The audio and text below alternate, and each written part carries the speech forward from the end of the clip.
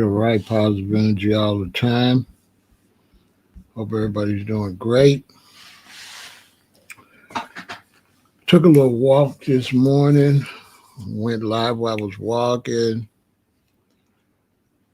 Ended the walk talking about raising children. And so I wanted to go back and touch in on that about raising children. There seems to be some slackness in 2026 when it comes to raising children.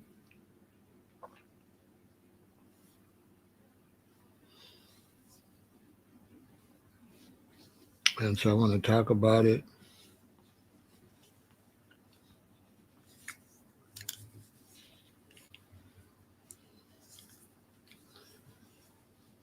Good to see you, Shauna Queen B.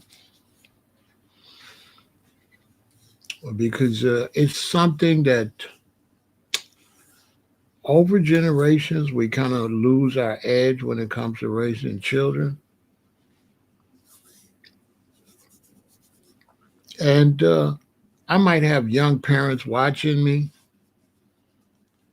And so I think it's a good thing for me to give you some heads up on raising children and what that is like. We have a lot of single women that have to raise their children. So I'm going to give them a couple of words of advice with that. We have situations where men end up raising children, maybe because of breast cancer, maybe the mother passed away, or maybe there's substance abuse, or maybe there's just breakup and he ends up with custody. We're going to talk about that.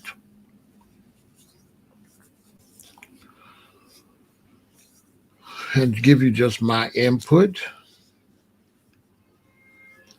on raising children and parenting.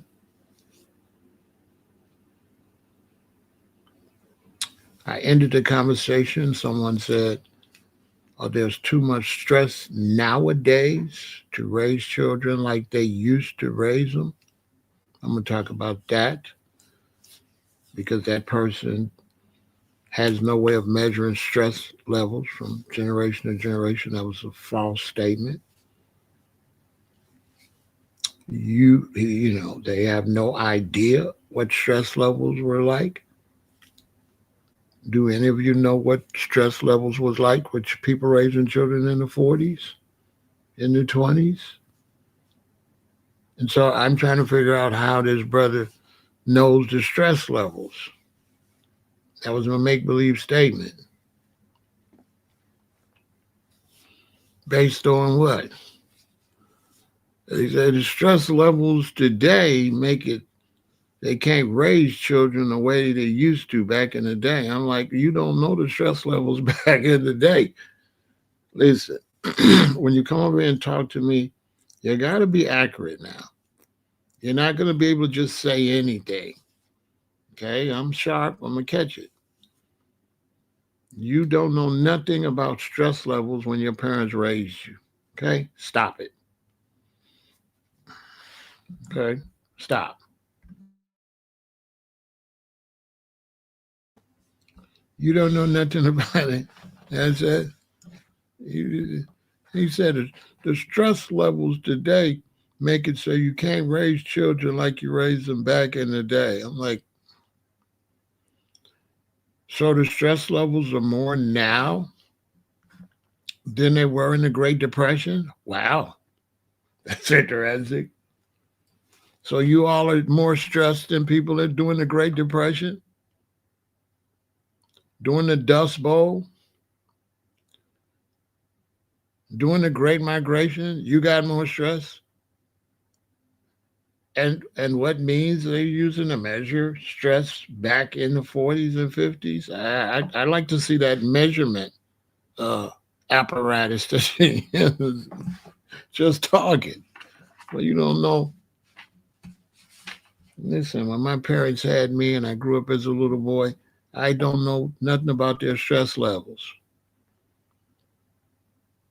What do I know about what type of stress my parents was under? Are we serious here? Y'all know your parents' stress levels when they raised you? Y'all know your grandparents' stress levels? Y'all know your great grandparents' stress levels and what they went through? Because parents, we try not to pass down our stress to the children. Actually, many things are hid for the children, from the children.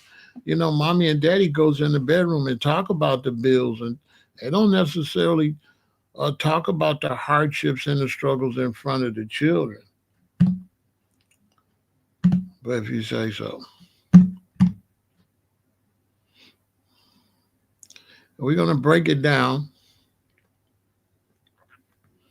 to the very last compound.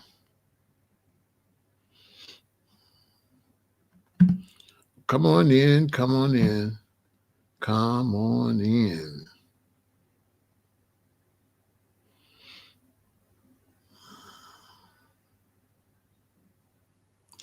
This is a very important conversation because sometimes you can have parents that didn't have good parents, and now they don't know how to teach you parenting. Bad parenting leaves the next generation kind of lost. You learn how to be a parent from good parents.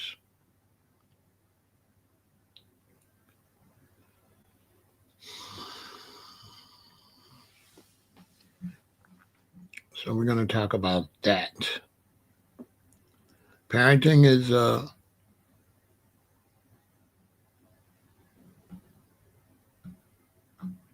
very serious situation. Now I started talking about this because I was asked about my grandson PJ, and I haven't seen my grandson PJ in a while, maybe a year now, maybe. And that's how this conversation came up because my grandson PJ, my son does not live in Illinois. So his mother is raising him. She has an old, well, I ain't gonna get into her personal business, but she's raising him. And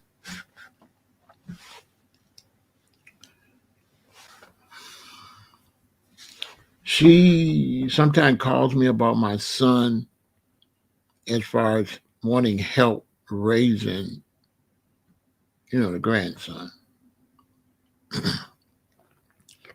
And so when he would get in trouble, she would send him, when he's not doing well in school, she would send him to me. I would keep him for a week or the weekend or as long as I could. I would get on his case. And I'm going to tell you that. I would get on his case and I would uh, take him to his mother. I would check he would behave. And then after so long, she'll call me again, same problem. So Eugene, she called me like last year. She said he was doing horrible in school. Uh, you know, and she wanted me to come and try to straighten him out. And I had to let her know, Eugene, that's not going to work. Because I'm trying to help my grandson. And I had to let her know that's not going to work. Because if you're the mother and then there's a father and you're the mother and you got the child and the child misbehaves and you send him to the father and the father straightens him out, the child is going to develop two personalities. The child is going to be one way with the mother and another way with the father. So I told her, I'm not going to be able to come and get him. You have to handle this. I told her, that's not going to work. That is absolutely not going to work. Now, if it's a situation where the daddy can come like every couple days, it'll work. It'll work. If the daddy could come every couple days and keep that consistency, that'll work. Because the child won't be able to get out of line because daddy might show up. But if it's a situation where the father's in a different state or you and the father don't get along and you don't see him, or you the grandparent and your child is having problems, you try to help, that's not going to work. That is absolutely not going to work. So that's why I haven't seen him because, Eugene, for what? I don't want to see you. Go behave. Now, grandpa don't want to come. I'm not buying you no sneakers. I'm not, no, listen to your mother. And if I come and get him and I get down on him about not respecting his mother and then leaving his mother's back soft on him, I wasted my time, Eugene. There's nothing I can do for him to get his grades and get him to behave. It's impossible. I can't do it. It can't happen. Psychologically, it's impossible. As a matter of fact, it'll cause more damage.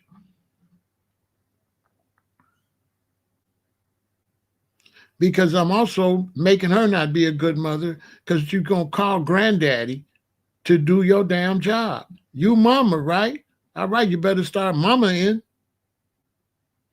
So it's bad for her and it's bad for him. Oh, you ain't standing on his neck and he's creating a problem for you? Oh, well. Live in it. I'm not finna, no. She's either got to live with the problem or fix it. I can't fix it. And me coming around, I'll make it worse. And I know this for an absolute fact. I'm not just talking. I've seen this movie before. My mother is from Alabama. And when I got maybe about 6 or 7 years old, my auntie came up, my mother's sister. My auntie came up and she got pregnant and she had my cousin. My cousin's like a brother to me. And my auntie lived with us for a while,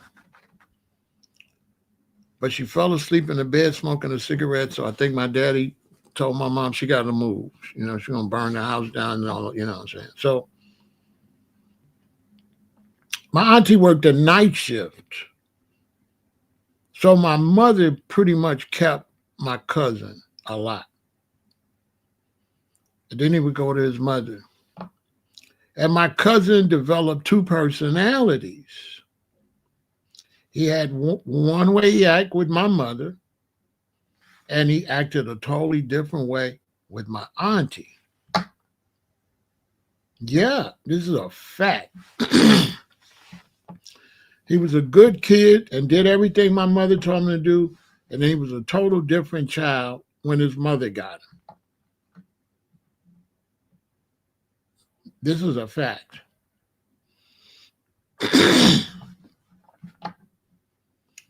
My cousin, he's a great man now, but you know why? So my auntie takes him down to visit our grandfather, my grandfather and my cousin's grandfather. She leaves him in Alabama because she got to go back to work. So she go down on the weekend, leave him, you know, so he could be down there with his cousin and stuff and his granddad and his grandmama. Come back, then she going to go get him. She gets back to Chicago and she gets a call eventually from the police where my cousin then went up to the school. He was about 8 years old. And he was throwing rocks at the school, busting windows out at the school. And they arrested him. They put him in jail. They put him in jail at 8 years old, down there playing in Alabama. They put him in jail. So my auntie now has to miss days at work, pay money for quick transportation to go, pay bail money to get him out of jail. She lost a lot of money. Guess how she started raising him after that? Y'all think she was raising them the same? And all bets was off. She started raising them exactly like my mother was raising. Of course, my mother's older sister, my mother was like, I told you. I told you.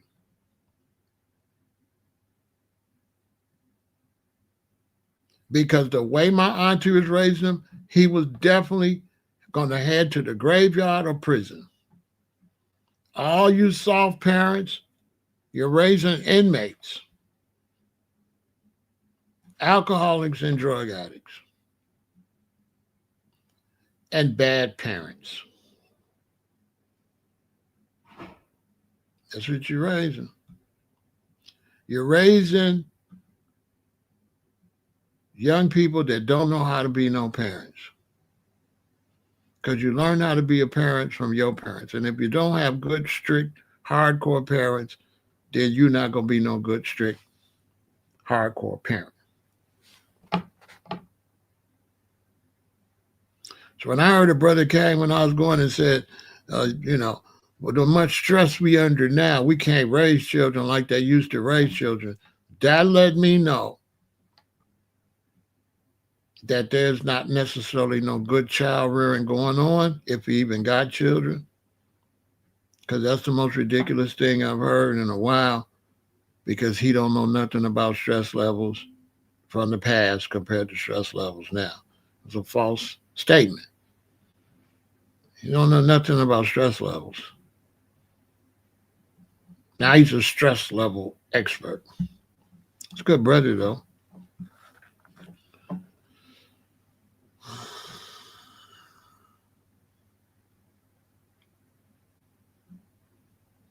So if you're a nice, smiley parent,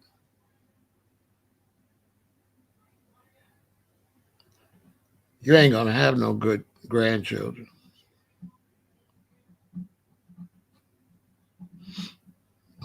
Because your children ain't going to know how to parent.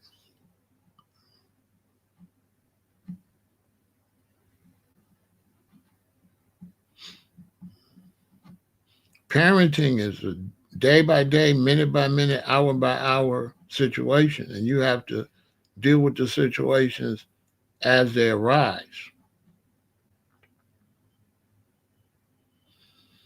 In a lot of cases, if you go soft on your children, they will go to prison because they're going to think the police playing with them like you playing with them. They're going to think the judge going to give them a break. Yeah. Yeah, you giving them a break, they're going to go out here and they're going to do something crazy. They're going to think, and the judge going to throw the book at them.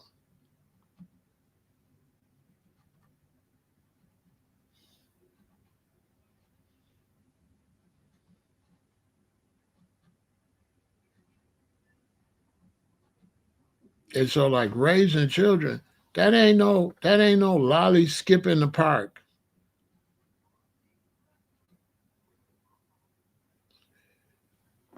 My parents was born in the 30s, so when we started getting around to the late 60s, 70s, they had somebody called Dr. Zeus, and he started trying to tell parents this new way to raise children. There's no discipline, no spankings.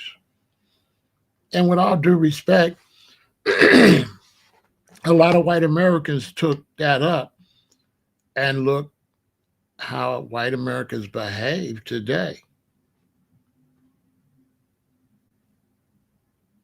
A lot of white Americans, black Americans suffer under a lot of white Americans that didn't have discipline growing up. And now this guy's a police officer or a teacher or something. And they don't have the skills or the quality to deal with people like that. They always had everything their way.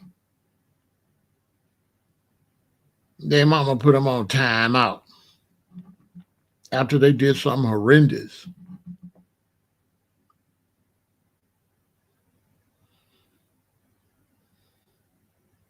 And they grew up to be the worst people ever.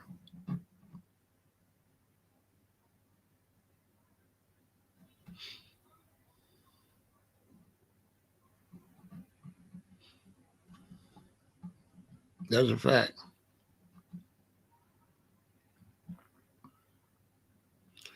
It's like I'm a little boy and I'm riding my bike, and I'm not really that good at riding a bike, and I'm not really that smart. I'm just little, 6, 7.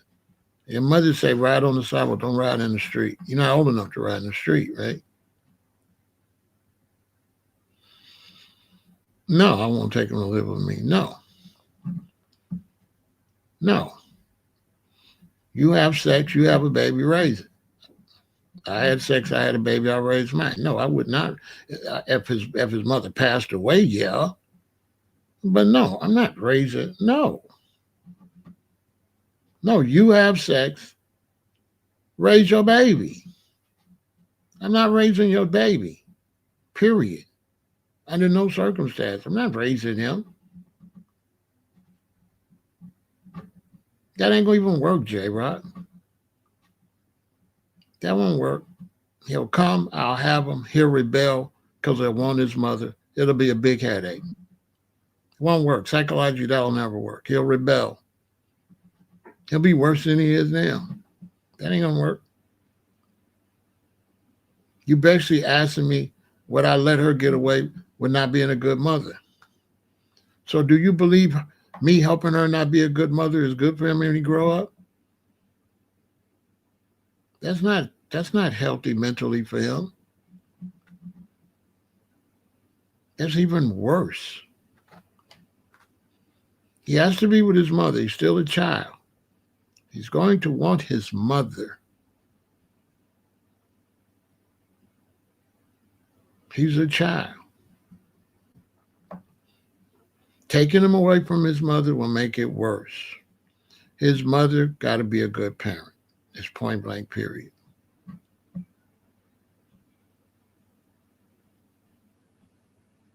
The only person that could take him is his father.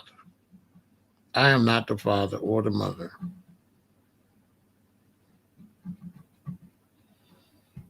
So, no. Under these circumstances, there's no way in the world I would go get him. What do you mean why his father get a pass? His father don't live here.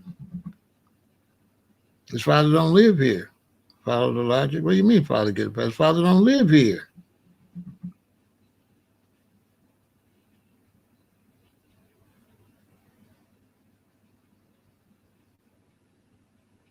His father don't live here. When you break up, whoever got the child got to raise them. Period. The parent that don't live there, whoever has them has to raise them. His father live in another state. His father can't raise him.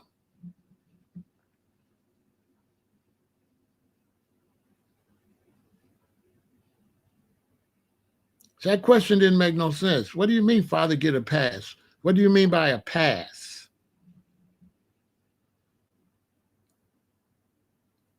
So that was an unintelligent question. Explain to me a pass. What is a pass? How does his father getting a pass? Explain that part to me because I don't understand that part.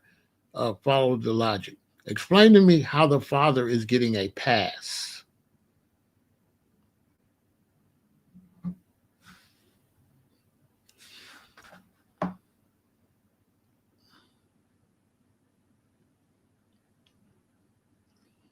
Well, Eugene, don't y'all start bouncing all over the place. Let's just deal with the facts. How does his father get a pass? Because I don't understand that. I don't understand that part.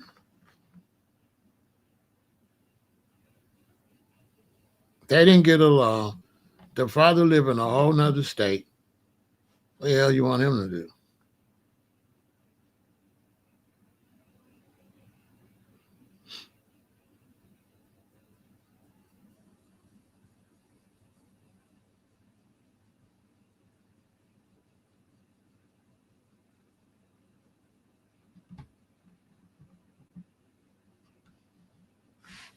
Make it make some sense.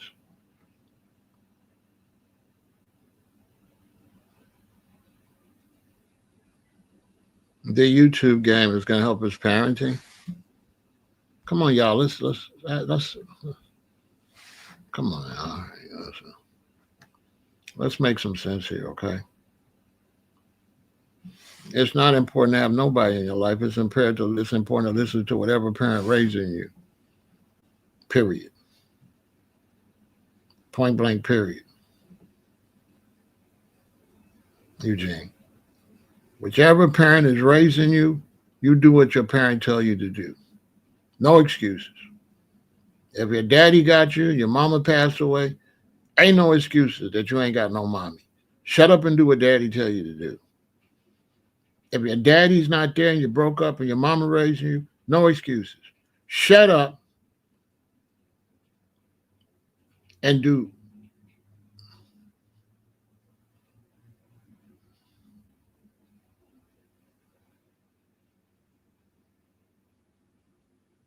Now, you don't need me. He need to shut up and do what his mother tell him to do. Let me ask you something, Pedro. Does he need to shut up and do what his mother tell him to do, or does he need me? Because I'm not going to play with y'all. His mother's raising him, feeding him, keeping a roof over his head. Should he do what his mother tell him to do? Period. Yes or no?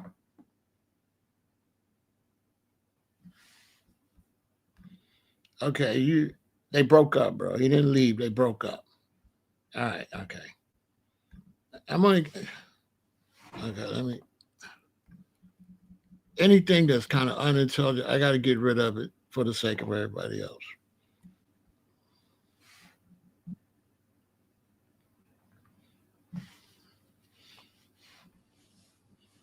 Once again, he lives with his mother.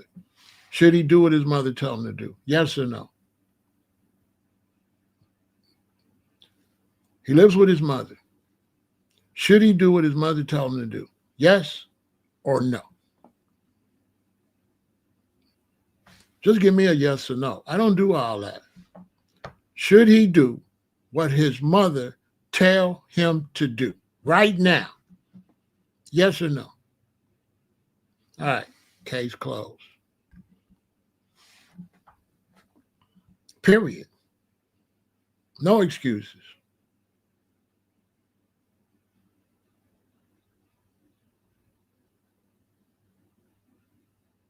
She raised you, she feeds you, she keeping a roof over your head, and that's your mother.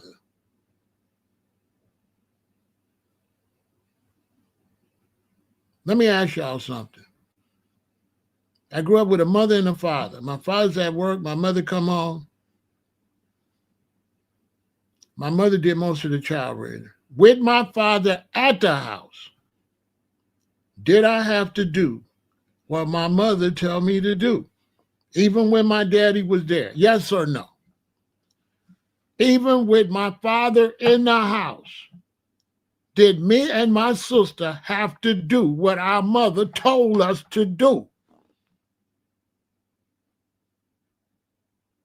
Yes or no? With a father in the house.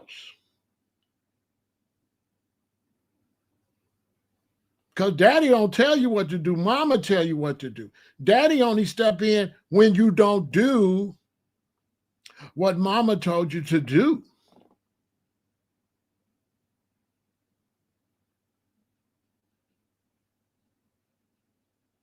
If daddy goes and joins the military and is going to be away from the house for 2 years, joins the National Guard or something, do you get to make an excuse that daddy's not there? No. If daddy's in a bad car accident, in the hospital for 9 months, do you get to use the excuse that daddy's not in the house when your mama tell you what to do? So that's why I want to listen to following logic. Don't seem to be raised well. Because where I come from, you do what your mama tell you to do under all circumstances. There is no excuse for not listening to your mother. All that, the daddy not, no, that's nonsense. Sounds like, I'm not going to say, but I wonder about the parenting that's been going on with some the people in the chat. Sounds like the parenting might have been a little wishy-washy, because this is common sense.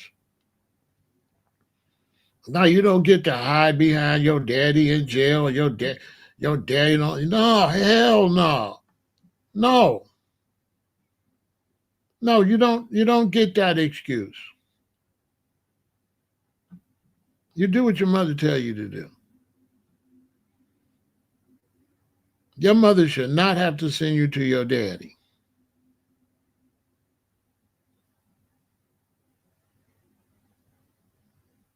And the idea that you're going to be with a woman and y'all broke up from following logic is just the most ridiculous. Okay, people break up and that's it. And so when we break up, you can't say I left. We broke up. So following logic ain't got no logic. Because when you break up and get a divorce, the man left. No, you got a divorce. You split up. When is that called leaving?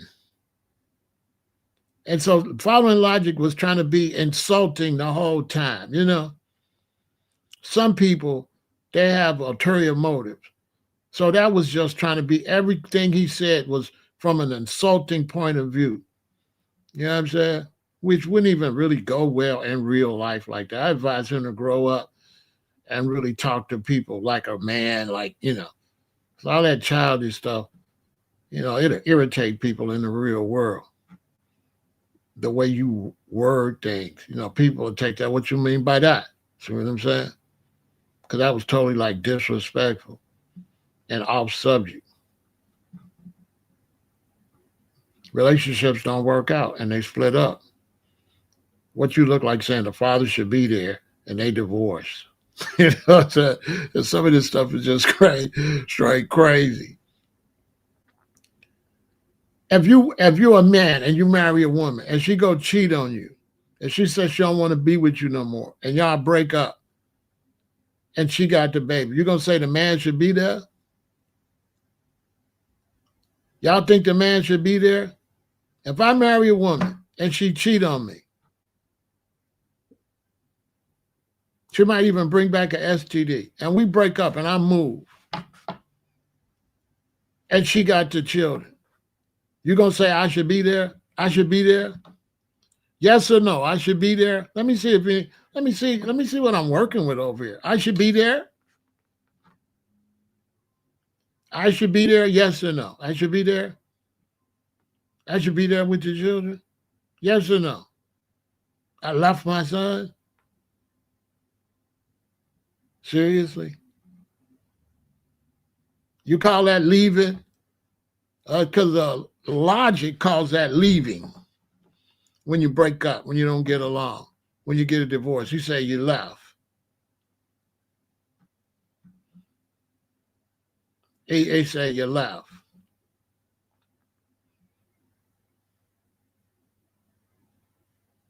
How is divorcing, breaking up, leaving? How is divorcing, breaking up with your woman? She got your child. You go, you get with another woman, you move somewhere. How is that leaving your child? That's crazy.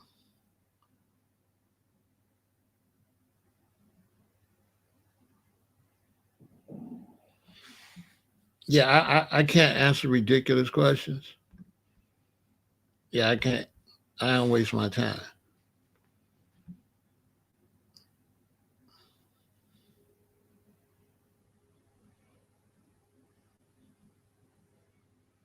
Women do own the child.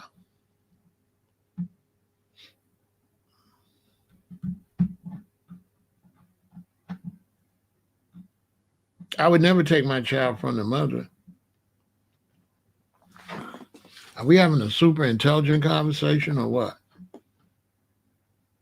If I break up with my queen and she got children and she would let me take them, I would not take my children from the mother. They would stay with their mother. Now, anybody believes that they would go to the father is highly unintelligent, knows nothing about species, know nothing about parenting, know nothing about giving birth or none of that. They're just talking. You just sound crazy. You can't take babies from the mother. They got to be your sons and daughters. They got to be a certain age before you take them from the mother.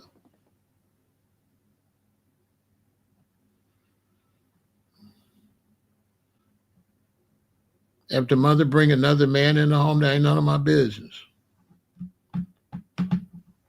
Are we having an intelligent conversation or what we doing?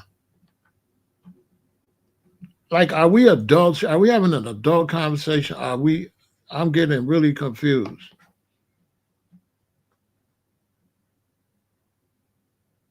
So you saying, Jermaine, she don't have the right to fall in love and get with another man because she got my children?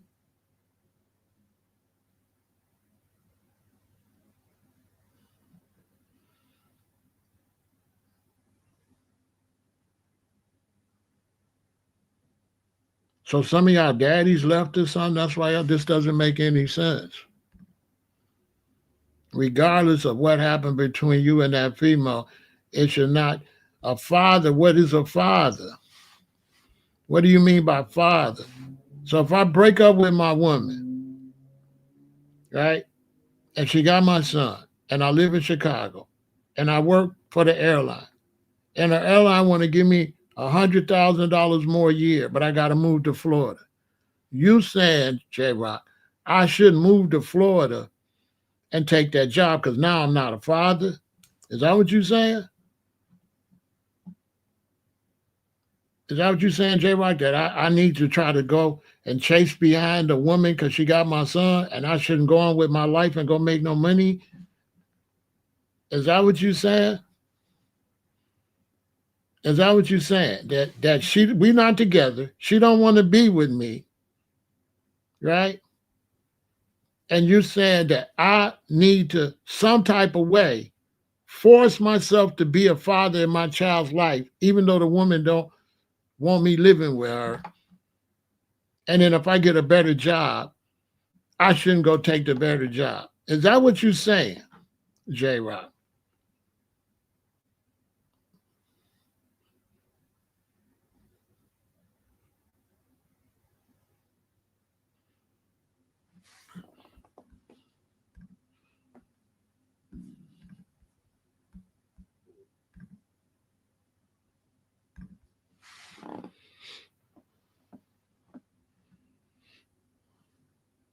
Is that what you're saying? Yes or no? Is that what you're saying?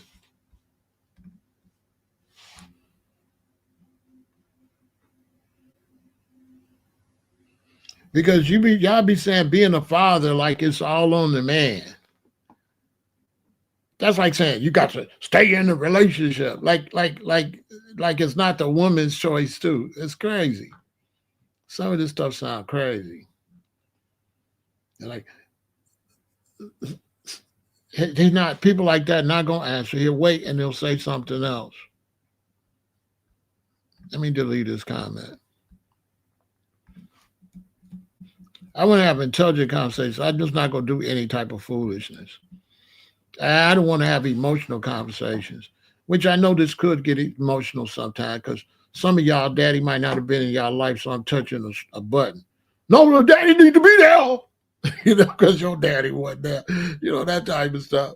So you're going through emotions. You know what I'm saying? But your daddy can't stay with your mama when your mama don't want him and when you don't want her. The children come second. When the relationship comes first.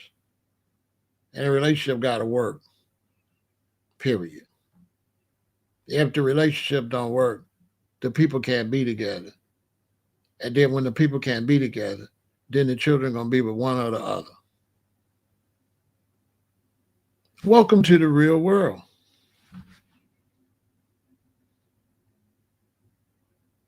Instead of saying all that, just come over and say people should stay together forever. Just say that. Just commit to the foolishness. Don't say the father should stay there. Say when a man and a woman meet and they have a baby, they should stay together forever, no matter what. Just say that. Commit to the foolishness. Don't say that in another kind of way, because that's what you're saying. So just say that. Everybody to believe that, come over and say, when you meet a woman and you get together and you have a baby, y'all got to stay there together forever so that the father stay there. Say that. Stop playing with me. Say what you're really saying. Saying that every relationship must work once you have a child, and you got to stay together. So the daddy got to stay there with the baby.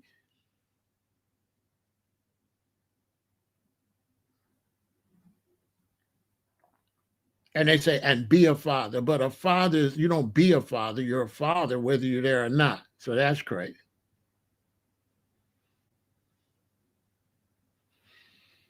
That ain't what I asked you.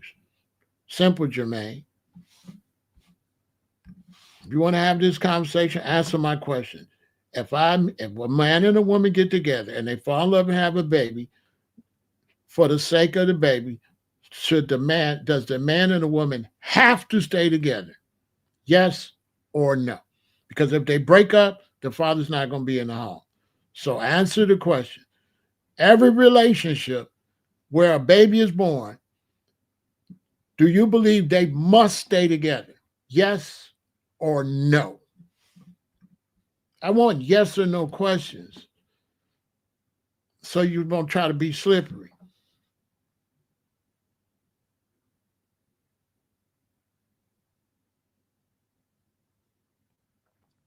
Some of y'all want to be slippery. I don't play that. And some of y'all don't ever get in trouble, go to court. Y'all going to prison. All right. That ends that whole discussion that the father must be there.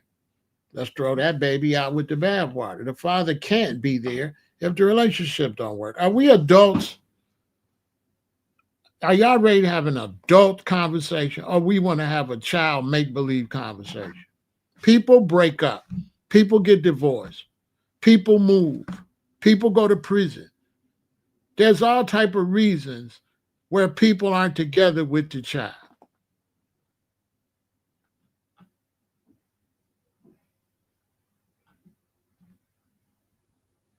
I want to have intelligent, I don't want to have emotional conversations that don't make no sense. If I have a baby by a woman and we're in a relationship and I'm with her and she get on my nerve and it don't work out, I'm out of there. Baby schmaybe. I'm gone. And we'll worry about the baby later. I don't know about y'all. Boy, I'm gone. I'm not staying there for no baby. I'm not staying there for my son or my daughter. Hell no. The relationship still got to work.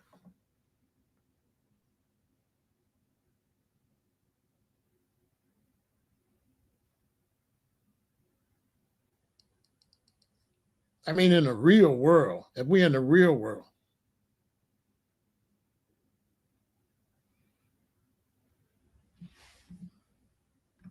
I'm only answering like intelligent questions because you can't nothing unless you So you can't co-parent unless you can co-parent. And if I'm in Texas and my baby mama in Florida, how the hell we gonna co-parent?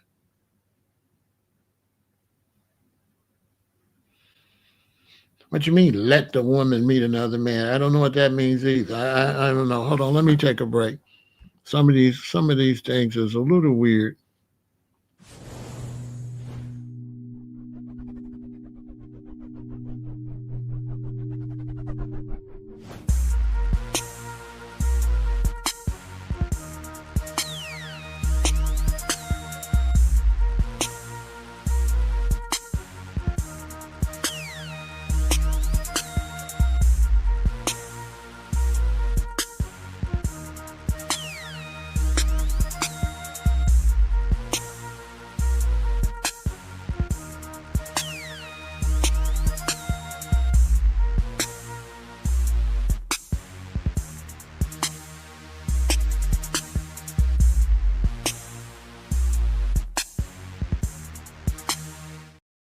And so what we're talking about, the basis of this is my grandson,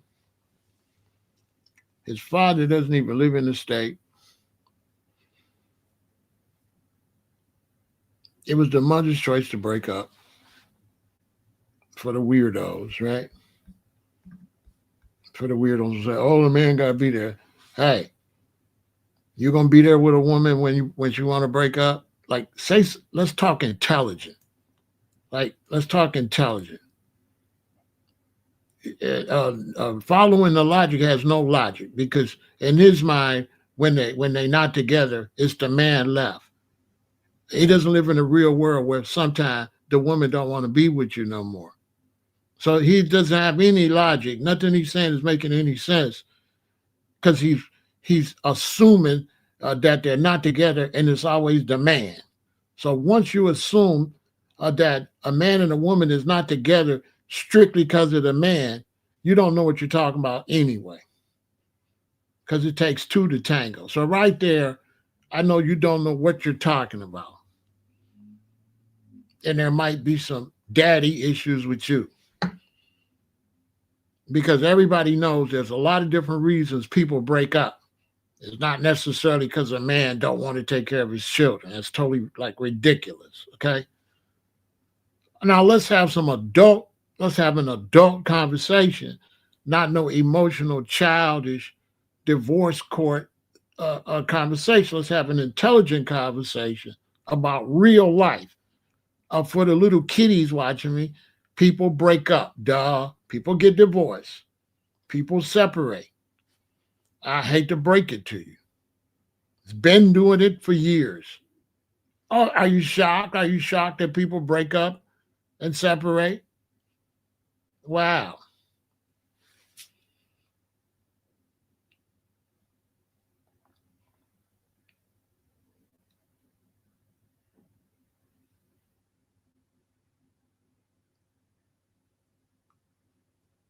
He got to go see. Oh, wow. Do y'all really live? Y'all be outside like Big Pharaoh? So every woman, when you break up with her, even let you come back in her house? Wow, I didn't know that. Because I know women, when they break up with you, you can't never come back to their house. And you can barely see your kids. Wow. Wow. I can't. Wow. I'm the only one living in the real world. Because I know men can't see their kids, can't go to that house. She hates them so much. Wow. Listen, I want to have an intelligent conversation where there's many different scenarios. I think if we're adults would know when people not together, that could easily be 20 different scenarios. I think. What y'all think? So y'all don't think a breakup or the fact that a father and a mother's not together, y'all don't think there's 20 different scenarios for that? No logic, you believe it's just one scenario?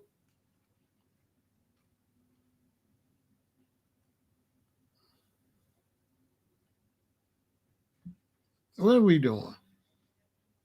So we have a situation where a couple's not together. My son and my grandson's mother.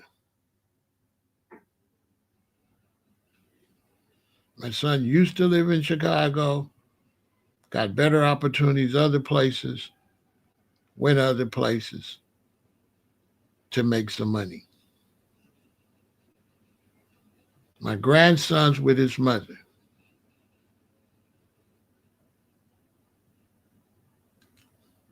That wanted him.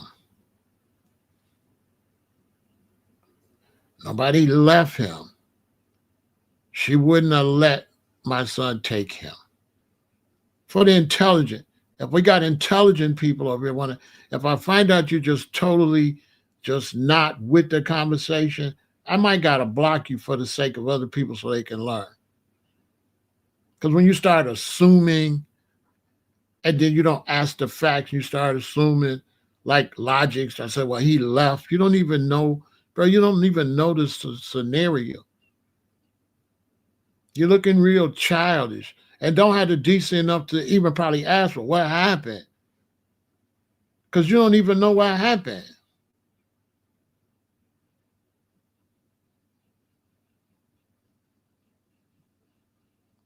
Like, who told y'all every time people break up, it's the man left? Men leave, women make men leave, women lock men out, tell them don't ever come back.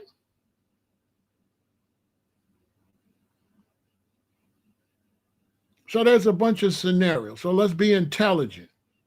Don't pick the scenario that fit what you're saying and try to apply that to this situation, because you don't know nothing about my son and you don't know nothing about my grandson's mother. You don't know nothing. And then me, I'm not going to tell their business to satisfy you. So I'm not going to tell you what happened, the reason they're not together. You're supposed to be intelligent and listen to this conversation and learn from this conversation. You're not supposed to be a goofy. Don't listen. Don't learn. Start assuming. Start making all kind of weird comments. Shut up and learn. At the end of the day, if the woman has the son and the daughter, they got to raise them, period. Whether it's from death, whether the man's in prison, whether she wanted to break up, or no matter what the scenario, out of the many scenarios, at the end of the day, if the woman has the child, she has to raise them. Now, we're not going to get into the many scenarios for the losers that came over here and tried to paint one scenario. For the many scenarios, that would be the reasons that couples aren't together, that wouldn't lean towards the female or the male. It could be many scenarios for the intelligent people. So now, females, if you got the son and the daughter,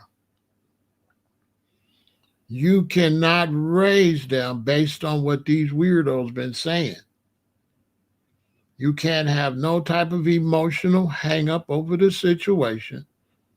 You have to roll up your sleeve and you have to parent the children. You can't let the emotions between you two have anything to do with raising the child, because that's going to hurt the child. And so if I break up with a woman and she got the child, she can't let our breakup affect her when it comes to raising the child, because that's going to cause her not to raise the child correctly. Because in some cases, the woman, if she got the boy, and if she's too angry with the daddy, she'll subliminally be taking that out on her son. Your daddy this and your daddy that. See what I'm saying? Which you're punishing the son for the fact you two adults couldn't make it work. You're also not taking responsibility that it take two to tango and it take two to break up.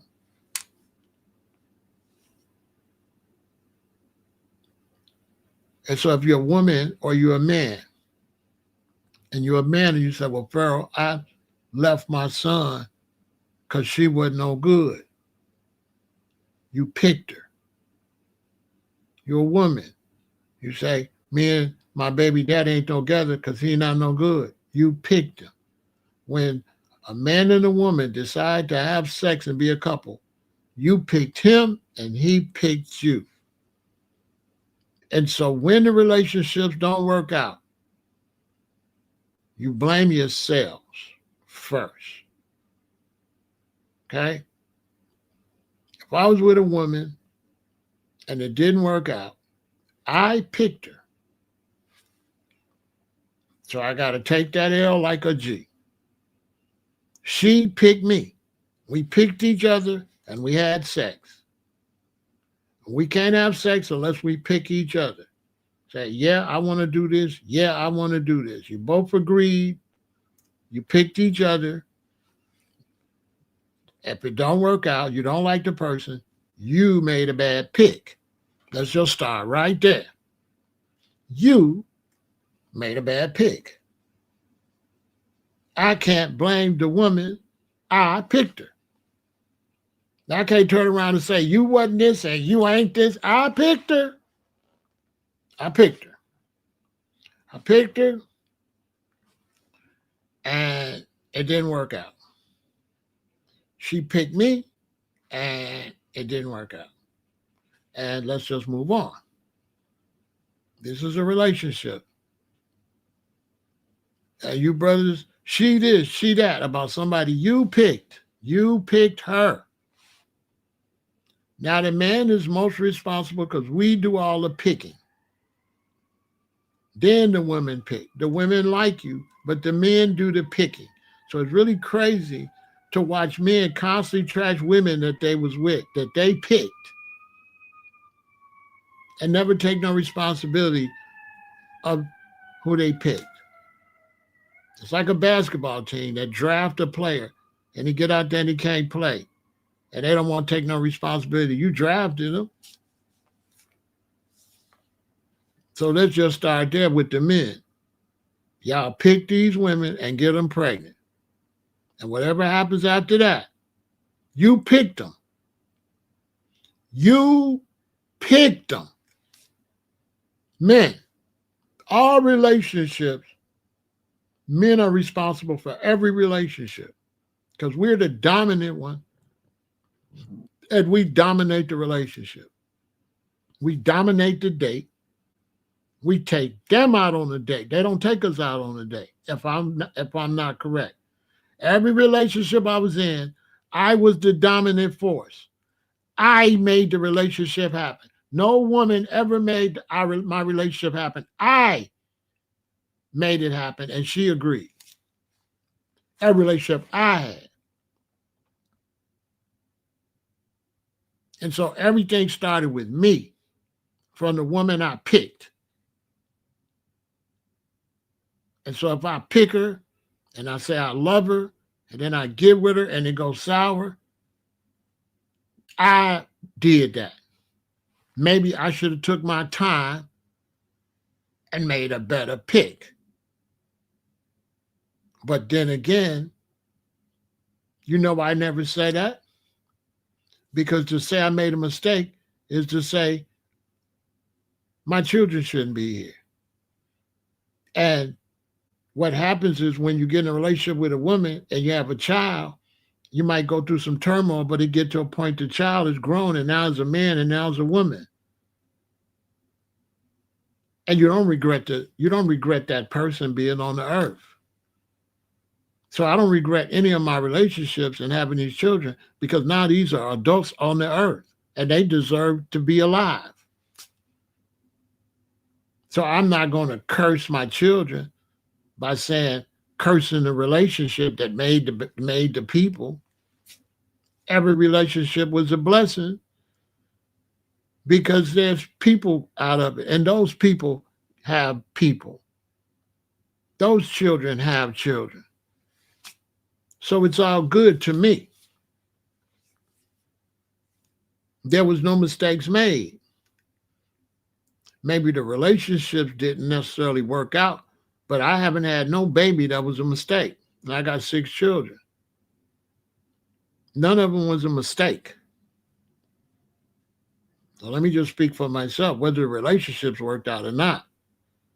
None of the children was a mistake, and none of their children are a mistake. Let's just start there. And so now, let me talk what do with the ladies. So now, ladies, when you have a son and a daughter, right? And when you got the son, whether the daddy's in his life or not, that's all false. And so these brothers that's talking about a broke up relationship and say the daddy in the life, that's false. That daddy in the life, that still ain't it. If my son lived with the mama, I got to go see my son. That's not really being a father like living there. The people that's saying that kind of stuff don't know what the hell they're talking about. My woman got to take up all that slack when I'm not there. No matter if I show up, because if I show up every day, let's say she got my baby, we're not together. Every day I go see my son, and then I leave. That ain't no real father. That's not it. That's not gonna replace it. That is not gonna replace getting up in the morning and your daddy and your mama in the bed right there. If daddy ain't in the bed when you wake up, it's not the same. Period. I don't give a damn what you do. You ain't there. If you ain't there with his mama in the bed when he wake up at night to pee, it is nothing you can do can replace that. Period. I don't give a damn how much you visit. It's not going to replace that. You're not going to replace me in the house, me, my mother, my sister, and my father, and my daddy right there in the bedroom all the time, every night. If you're not in the bedroom in the house every night, you cannot replace that. Period. So when they say, still be a father, shut up. You don't know what you're talking about. From the time you're not there every night, you can never be that 100% father. Period. Point blank, period.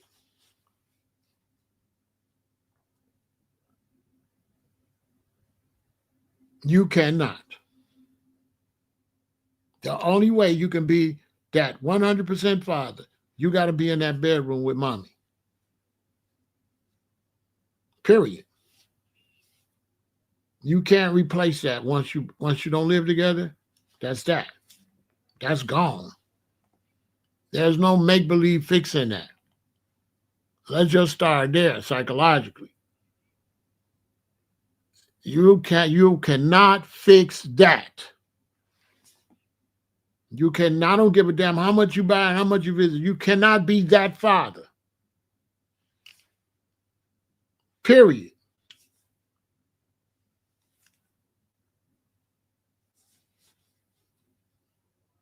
Ask anybody that's got a father that lived with them their whole life. Is that anything like a father that lives somewhere else? No. If my father didn't live with us, that would be a whole different experience growing up.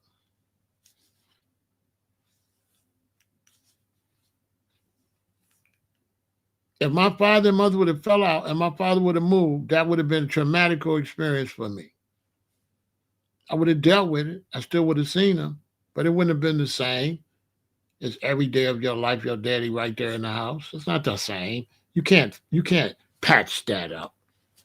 Because I see brothers like that, patch it up, still be in your child's life. You don't know what you're talking about.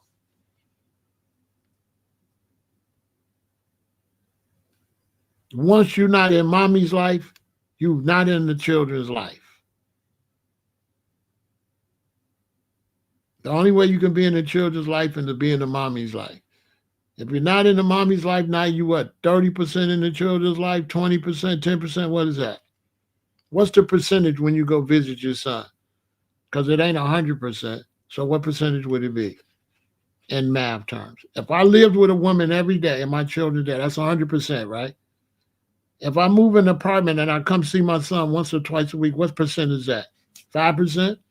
Because I ain't nowhere close to 100. Is that 100%? If living with a woman right there with your child is 100%, once y'all break up, that's not even 50%. That's not even going to be 25%. At that point, you're going to be a 10% father, 10, 15%, maybe even 5%. That's not no 100%.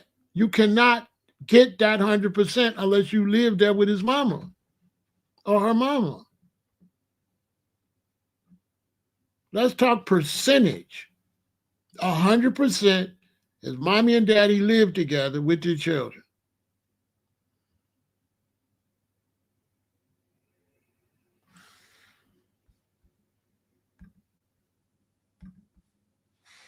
Right? Brothers just trying to tell me you break up with a woman, you can still do the 100%. No, you can't. You can't even do 50% because mommy got to go to work and you still got to go to work.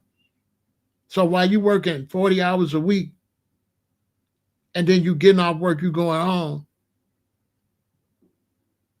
you ain't getting off work going to her house because she don't want you over there like that. Y'all ain't together. So you can't get off work and go over your baby mama house. You got to make arrangements to see your child here and there. You might see them on the weekend. Okay, that's 4%. What's that, 4-5%?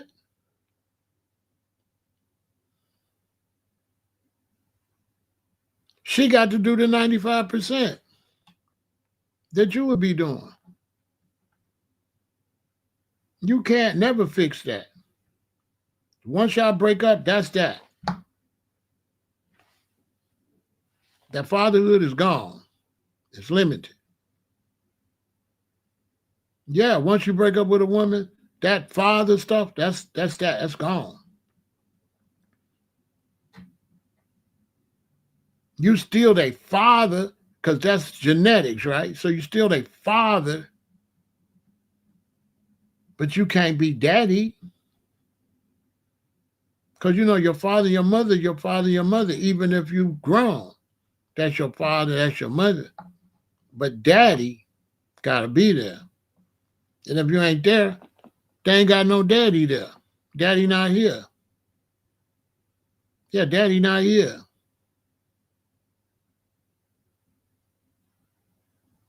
Daddy not here. Now me, would I put up with a woman that I absolutely don't want to be with to raise a child? No. Hell no. Baby, bye.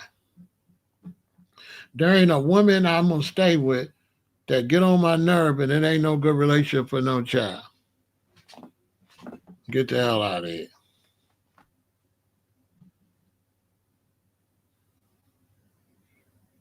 That ain't gonna happen. The way life go like this, the oldest person get in the casket first. So you can kiss my ass. You gonna get in the casket before your child. So either you gonna live your life or you ain't. They'll be all right. Life go like this. You get so old, you pass away, right? All right. They young, here you are, there they are. So you gonna live their life and they got a long life ahead of them and you got a short one? Yeah, okay. Whatever. And no, I am not staying in a bad relationship that I don't want to be in for no child. Period. Point blank, period. Sorry, not sorry. She gonna have to raise that baby a lot by herself.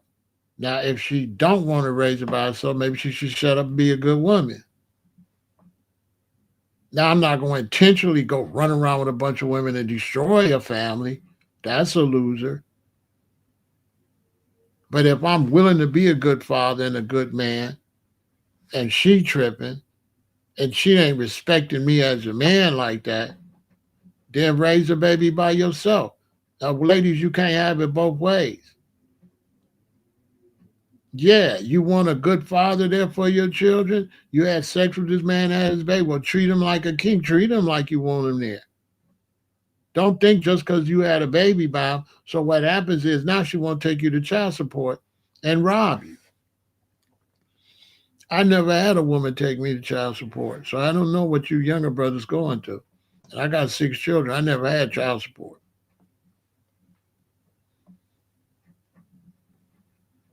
So I don't know what y'all going through with these new gold diggers. You gotta stay with her, or that I'll lose all your money out your check. But there are situations where women ain't putting you on child support, and you won't send her no money. I have to tell young women to go get child support. There's so many young deadbeat black brothers out here. Here you got this woman, you got a baby by her. She won't put you on child support and you won't send her a quarter. She absolutely, ladies, if your baby daddy ain't sending you no money, ain't taking care of that baby on his own, rob him, go take him to child support, get as much as you can. Make him pay to 8. That's what he get. He's a bum. He's a user. Ladies, if you got a baby by a man and he not doing his best to come and buy your child clothes and drop off money for food, buy snacks for him and stuff like that, take that bum to child support. Take everything he got and have them lock him up if he don't pay. You hear me, ladies?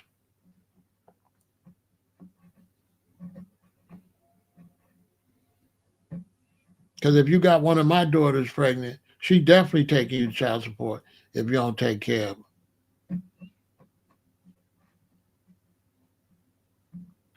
Not only she taking you to child support, I'm going to come holler at you. Yeah, you got to run that bread, player. Yeah, for granddaughter or grandson, yeah. Hey, Reggie, pleased to meet you. Oh, yeah, I'm your son's granddaddy. Hey, have a see us talk for a minute. We got some things we got to discuss. We have to discuss how this finna go. Oh, yeah.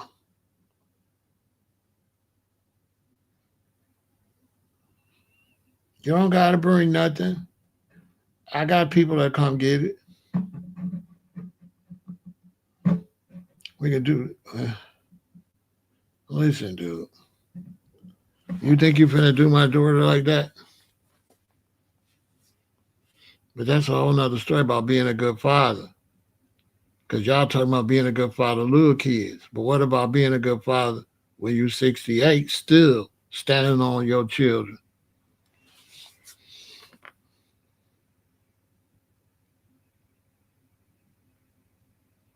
My children's is comfortable. They ain't worry about nothing because they know if anything get where they can't handle it, they can call daddy. And my sons know that if you big daddy woo woo or something, they know that if they run into a brother and he trying to do too much, they all know they can call the monster. So my children live happy because they know they got superior backup. They ain't worried about no. My sons ain't worried about no dudes tripping or nothing like that. My kids try to keep me out of it.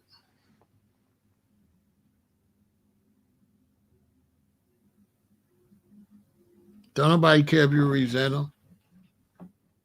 Pay. Yeah, I don't care if you resent them. Pay. Okay. Nobody care if you resent them. You're a bum. Nobody care. Nobody care. You don't want to take care of your kids. You're a bum anyway. So you say some women got to pick better men. No, men pick the women. Women don't pick the men. Are you supposed to be general? What kind of general is you? You're not a good general. And if you don't be a general, you can't have no cartoon, bro. Listen, women don't pick men pick women. So your woman picked you, you was the girl. Your woman picked you? I thought we picked the women. So you ain't choose a woman? She picked you, you was the girl?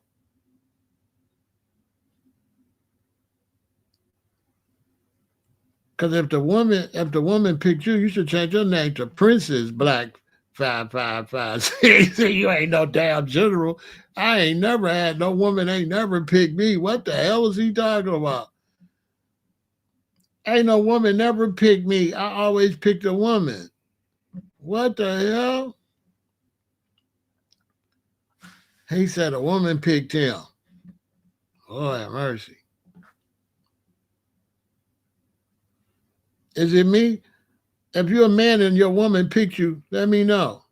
Y'all woman picked y'all? She chose you? Oh, Lord have mercy. Hell no. Oh, no.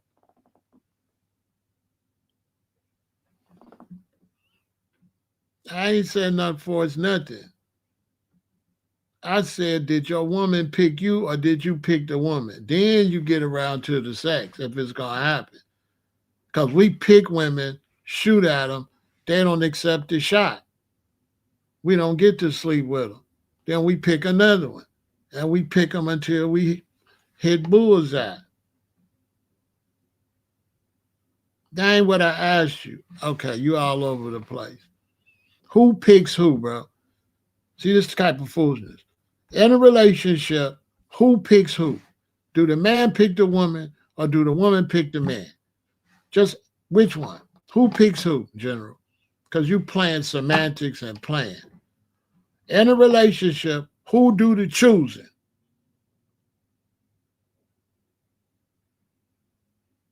The man or the woman? Who do the choosing? All right, you just being ridiculous. Okay. Get rid of the cartoon character, then you'll come like a real person. Because I'm not doing cartoons, okay? You ain't serious. You know, I don't, listen, I got respect for y'all. When y'all come over here and watch me, this is a very serious channel. And I'm responsible for people watching me to learn something. So you got to come help me teach these people something. You can't come with no make believe stuff. Men pick the women. That has nothing to do with sex. Let's start there. Men pick the women. That has nothing to do with the sexual encounter.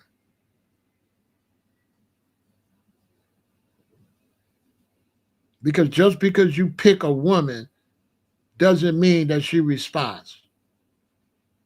So we pick how many women and go on dates before it turns on to something. You understand?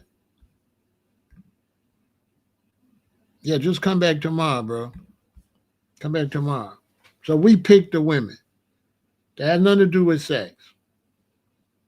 We pick her and then we see if there's going to be a sexual encounter.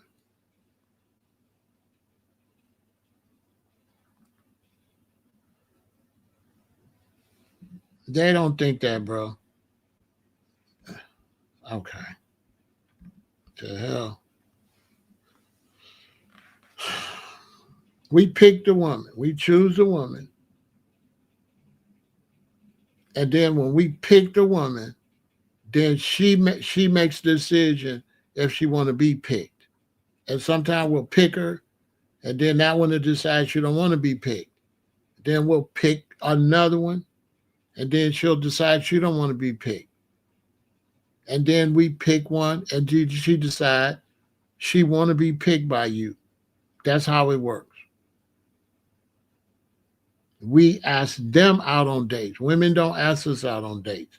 So this gets really silly because everybody knows that men ask women for their phone number, that men ask women to go on dates. We know that. And some of this gets silly and ridiculous. Then you start saying they think you mean this, they think we already know what I mean. We choose women. Women dress to be chose. We know this. Women dress to be attractive. Why do women be dressed to be attractive? To get what? Picked. What are we doing?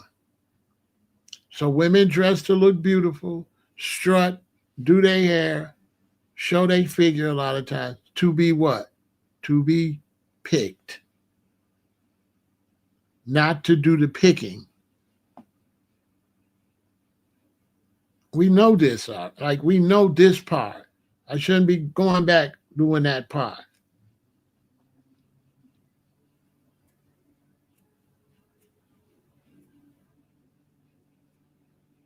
There's only a few species where the men get picked.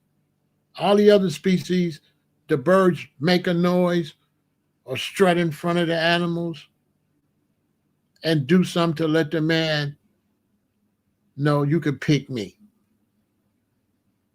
All in the animal kingdom. The women strut. The women put up their beautiful feathers. And the men do the choosing. This is basic. So we pick. So once we pick, you're responsible for your pick.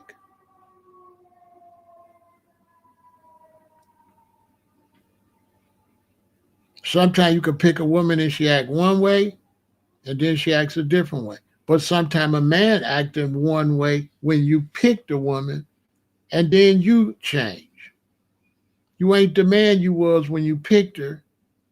You was just acting like that to pick her. So you doing all this stuff to get her to decide to let you pick her. And then once you get her, now you different. That happens too. But when it comes to you pick her and then you go up in her and you get her pregnant, that's all your fault.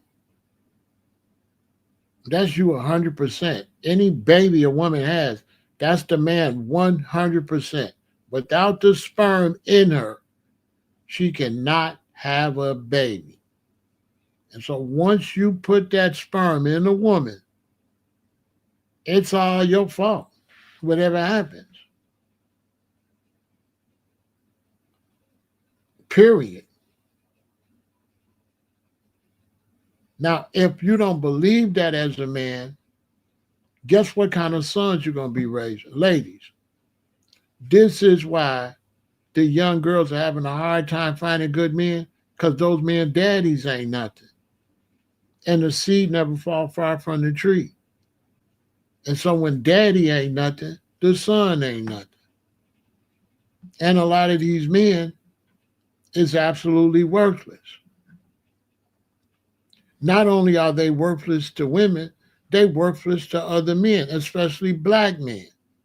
We can't get nothing done with them either. The black man in America is the worst man. Every other man can get together and do something. The black man can't get together with another black man. What make you think he's going to be able to get together with a woman? He can't start no businesses. He can't do nothing. The black man in real life is just like he is. A lot of them is, oh, you see how they are? Could you think I could do business? Look at how some of them respond and how they deal with me. Look how some of them sarcastic when all I'm doing is asking a question. Could I do business with them? Would they be good business people? Would they be good employees? Hell no. Dude gonna come to work. You're gonna ask him something. He's gonna say something smart. And this is a professional job. You can look at the chat at the black men and see why black men and black people are behind in the United States right now and around the world. The black man ain't qualified to raise no good sons because he ain't nothing. I don't be down it, brothers, but I'm telling you the truth. As a black man, we can't find no black man worth a goddamn. We can't find no black men. Any businessman, any black businessman will tell you that. Any black businessman will tell you it's real hard finding black men to do business with or to build a business with.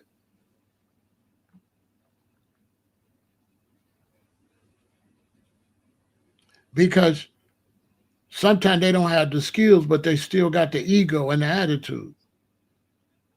Sometimes they want to compete when there ain't no competition. And they just be competitive for no reason. You know what I'm saying? It get to a point where you compete against a brother for no reason where it's not really even a contest. It's not even a contest. But the brothers make it a contest.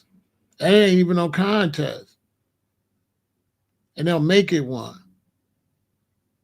A lot of my lives get messed up because brothers come over here, they be making it a contest. Y'all don't notice that? It don't really be a discussion. They questions don't be questions. They questions be a contest. They're trying to be in a contest with me with my discussion when I'm talking to everybody. You don't see that?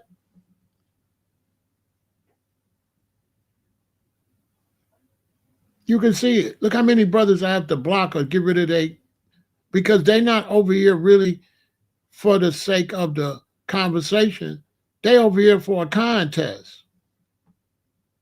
I'm telling you, when you be seeing me, a lot of people don't be understand like why Pharaoh be going off like that because you don't know the what's going on psychologically over here. You can't see what I see. Then the brother try to play like, oh, you getting emotional. No, you know I see what you're doing. You're a goofy. And you're doing it in front of these other people. And I don't like it. You don't have no respect for your people to come and have a decent conversation. You want to come in front of a whole lot of people in the chat and you want to have a one-on-one contest with me and disrespect the rest of the people in the chat. They're not here for me and you to have no one-on-one contest. Then you get mad when I don't want to deal with no one-on-one contest with you because basically you're a buster and you're not even on my level because if you was on my level, you wouldn't be trying to have a contest with me. You'll be somewhere doing what I'm doing. So I already know you're a two-time loser. I already know I already know you're not that. We be outside. And when you outside, real G's like that, we don't do that. Only losers do that. That ain't bucking up. That's feminine. That's purring like a kitty cat. That's not bucking up. We don't do verbal bucking up. When we buck up, we do that physically. We don't do no. If you verbally bucking up, you a girl. There's no such thing as bucking up verbally in a conversation in front of a bunch of people. You're a weirdo. You ain't that, and you're trying to portray something you're not. You don't have no knowledge. You can't bring nothing intelligent to the conversation. You're a clown, and you want to come over here and play with me. And then when I show everybody you're a clown and a bozo, now, because I'm going to go straight at what you is. You's a bozo. You ain't standing on nothing. You ain't standing on nothing. You're a disrespect, really, to your race. Because anytime you come into a conversation and you ignore all the other people in the conversation so they can see you, we already know you suffering for attention. And you're disrespectful to your people. You can't do nothing for your people. Because you want to be seen more than you want to help your people. My live streams is to help the people and bring information to the people. My live stream is not to go back and forth with some brother that ain't standing on nothing. All the strong soldiers over here, they not doing that. Only the weak brothers is doing it. I got strong soldiers watching me. You ain't don't see them doing none of this feminine weirdo stuff that you can't do outside. And that's my problem. If I got a problem, I always relate to outside. And anytime I see dudes on the internet doing something they know they can't do in the presence of men, yeah, it irritates me. Because you know you can't do that. Like when a brother asked me a question on the internet that they would not phrase it like that in real life, I'll be seeing that. I'm like, look at this dude. Now you know if me and you standing, you was not going to ask me that question like that. See what I'm saying? Other people don't see that, but I see it. Like the other guy that came over here. What's his name? He came over here, all his questions was done in a way that he know men don't do in real life. We don't do that in real life. In real life, I ask you a question. I'm not going to throw no sarcasm in there. I'm saying, hey, bro, blah, blah, blah. I'm not going to put no sarcasm in no question when I meet you face to face like that. We don't do that. We don't do that. Now, I got a lot of brothers that used to do that. They don't do that. And they kind of manned up over here. I help them bring their vibe up. Make them have more soldier to him, more dignity, more like a king.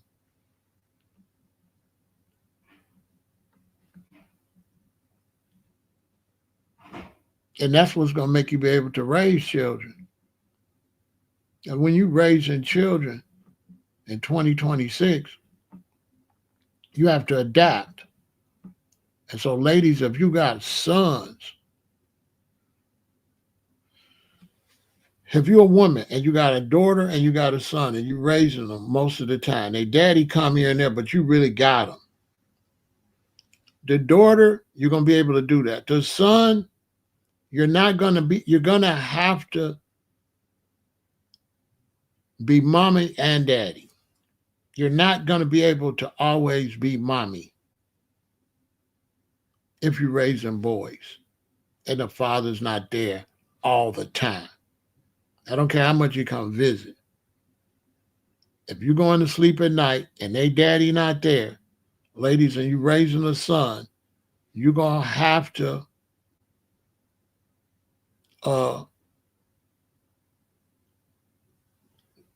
be more masculine sometimes when you're raising the son.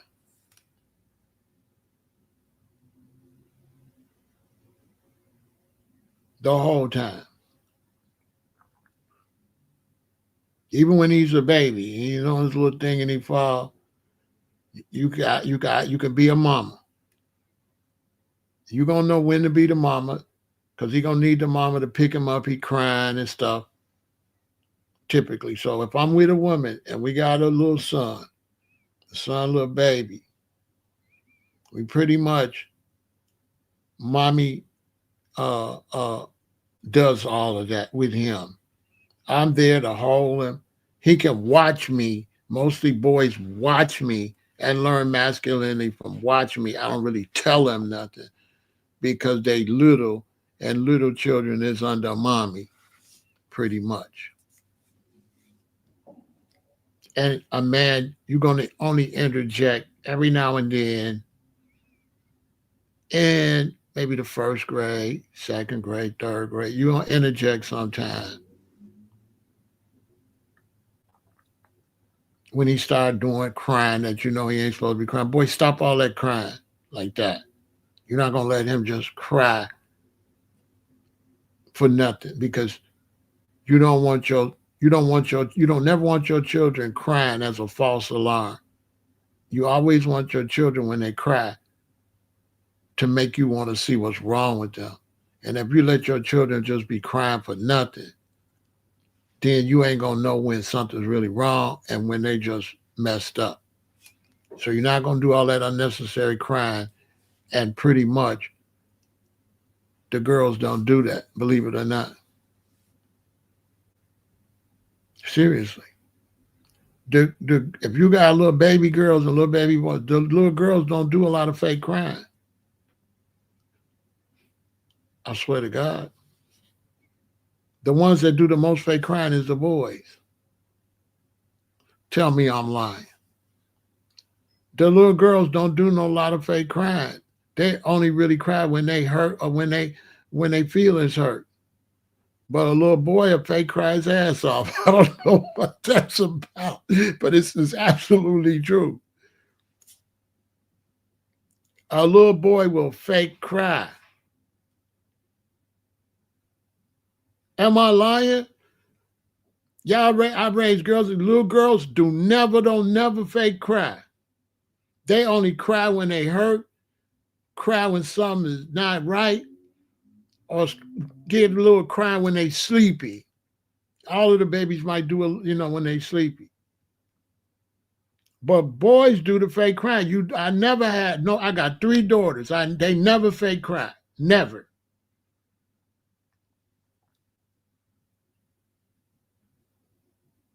The boys do it for manipulate. Exactly. Exactly. They learn how to be manipulators early. And if you let them do that, they're going to be a problem. And then you let your son fake cry. He grow up. Now my daughter got to date him. He's still doing fake crying. He's still doing fake arguments. He's still causing problems to get attention because y'all didn't tell him, boy, shut up all that crying. Ain't nothing wrong with you. This is when daddy stepped in, like 3 years old. And when you grab his little ass and sit on your ass, shut up, stop doing all that crying. Ain't nothing wrong with you. He stopped too. He stopped. And he look at you. And when your son look at you, he's studying how to be a man. He'll look at you and he'll be like, okay, that's how you be a man. Okay. He be watching. Tell him, boy, ain't nothing wrong with you. Stop all that crap. Come here. You grab him, you sit him up there with you. What's wrong with you doing all that crying? Boy, ain't nothing even wrong with you. Stop doing all that, okay? Now, he might can't talk or nothing, but he know exactly what you're saying. And he'll stop. He'll stop. And he'll go back to being a boy and doing boy stuff.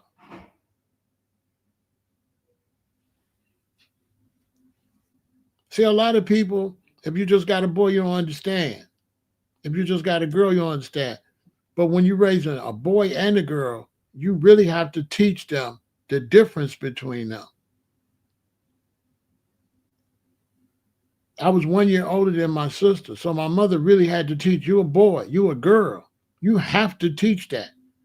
You can't raise them like they're the same. You a boy. You a girl.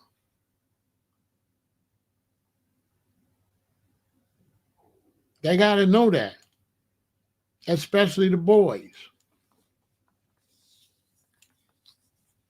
And so now when you're raising boys, they got to have that masculine energy. So ladies, if you're raising a boy, you got to be feminine and masculine. The same way if you're raising a girl. If something happened and my wife passed away and I got a little girl, I got to be feminine and masculine. These is a fact. I got to soften up. I got to learn how to do hair. Ladies, am I lying? If I got to raise my daughter by herself because the mother passed away or something, and I got to learn how to do hair, I got to learn all that, how to dress them. I got to play girl stuff, don't I? I got to get on the ground and play with her in her dollhouse, don't I? I swear to God. I got to play girl stuff with her. I got to do the doll's hair with her, help her dress the doll. I can't be masculine like that all the time and I'm raising a daughter. I got to do girl stuff. I'm telling y'all. I got to do girl stuff, and a lot of women don't know. You got a boy, you got to do boy stuff. Yes, you got to do the sex you raising. You got to do their stuff if you the one raising them by yourself.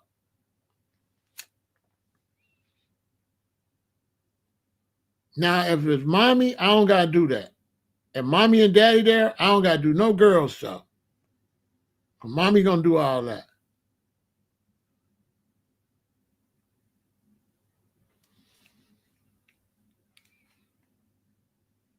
Y'all ever seen mommy raise girls?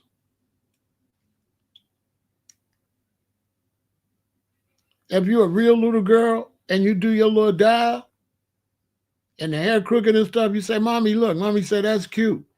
But ladies, tell them if I'm lying. If you're an older girl and you do your dial inside crooked and you show mommy like, oh, why you dress her like that? Her hair look a mess. Give me a comb. Girl, you don't do her hair like, yeah. Mommy, I only say it's cute when you're real little. But girl, once you get a little older and you bring that doll in there looking raggedy, mommy gonna be like, give me this doll. Girl, why her hair look like? Why? Mommy don't play with her. Mommy show her how to be a woman for real. Whoa, that don't even match. Why you put that on her? The girl gonna be laughing. The girl laughs. She get a kick out of it. Go in there and get your clothes. Let me fix this doll. This doll look a mess, girl. You was something else. And she go in there and get the clothes. Mommy said, you supposed to put this on with her. Now, don't that look better? She's like, yup. Mommy show her how to do it. Then you do her hair like that. Okay, now look. She looked better than when you did it. You know what I'm saying? And we tease our kids. We always tell kids we can do it better than them. Mommy tell her, I can do it better than you, girl. You can't do no doll like me. I've been playing with dolls, little girl. You know what I'm saying? Kids like that. They like competition. Okay, so I don't gotta do that. But if I don't have my wife there, I don't have no woman, I gotta do that. I gotta know when to say it's cute because they just trying. So when you see the little baby, she said, look what I did, Dad, I did it down. Say, oh, that's cute. I ain't gonna tell her it's ugly because she just trying. But once she been doing it for a while, I'm gonna be like, ugh. Yeah, that was cute when you was 3 and 4. Girl, you 5. No, that's ugly. I could do it better than that. Go get the calm and stuff. Watch. I'm gonna do it. Say, now how your daddy do the dial better than you or you a girl? You know, I'm a teaser. So you gotta be soft when you're raising girls, and you gotta be hard when you're raising boys. And sometimes we interchange, even if the mother's there. So when I raised my children, even though the mother was there, I played with the girls. I played with the girls and I played with the boys. I played with the girls. I played with the boys. I watched TV with the boys, but I mostly watch TV with the girls because boys are kind of like, they don't really want to be bothered. They like doing their own thing. You know what I'm saying? So, like when you're raising boys, they like space, and girls like to be around everybody. Boys like to be off to themselves in their imaginary boy world, and then they come and kind of be around. Girls, uh, you know, your son, he want to go in his room and watch his TV. Your daughter want to watch her shows on the living room TV and take up the whole house. I don't know what the hell. Your girls is tripped out. Your son, he want to go in the back in his room, watch whatever shows he like to watch, play games. The girls, they want to come in the living room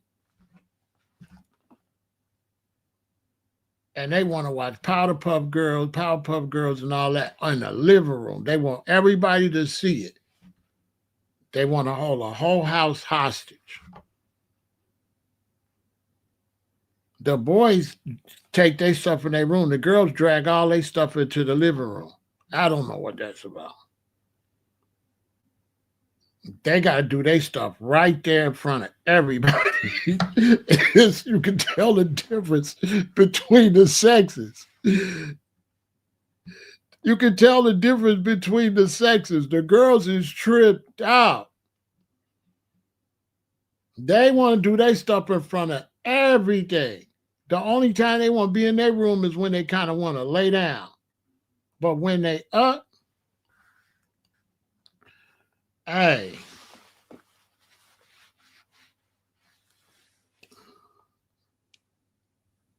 they don't want to be out to themselves till they get about 6th grade.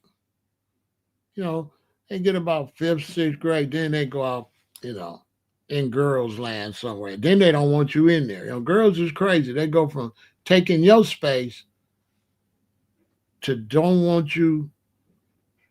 You can go in the boys' room.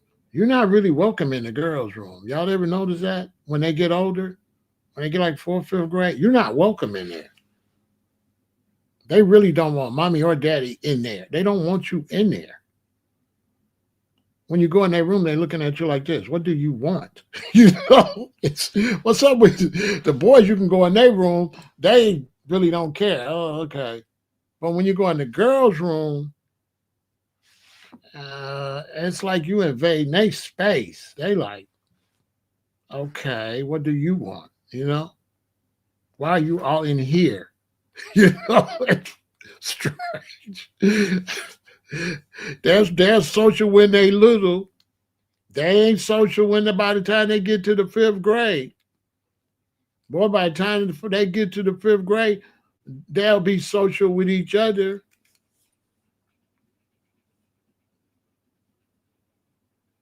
And they beef more than the boys.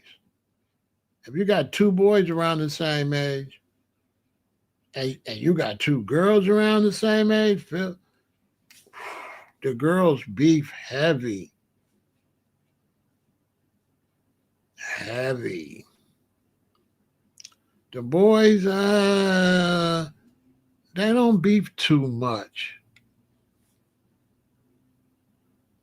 If it's an older brother, he might pick on the younger brother because that's what they do for fun. But the girls is a lot. And so when you're raising them, you kind of have to adapt when you're raising children in 2026. And you have to be strict with discipline. It's very important to spank little children. Don't hit them and hurt them. That's why you do it when they're little, because you don't have to hurt them. This prevents a lot of discipline when they get old. Because what you're trying to teach them is to listen to you early. If you let them get too old, you got to do too much to get them to listen and respect you. And discipline saves lives. You know what I'm saying? When you tell your son, don't ride the bike in the street, you don't want him to get hit by a car. And you're going to have to do whatever you have to do to get him to understand that you don't want him with the bike in the street.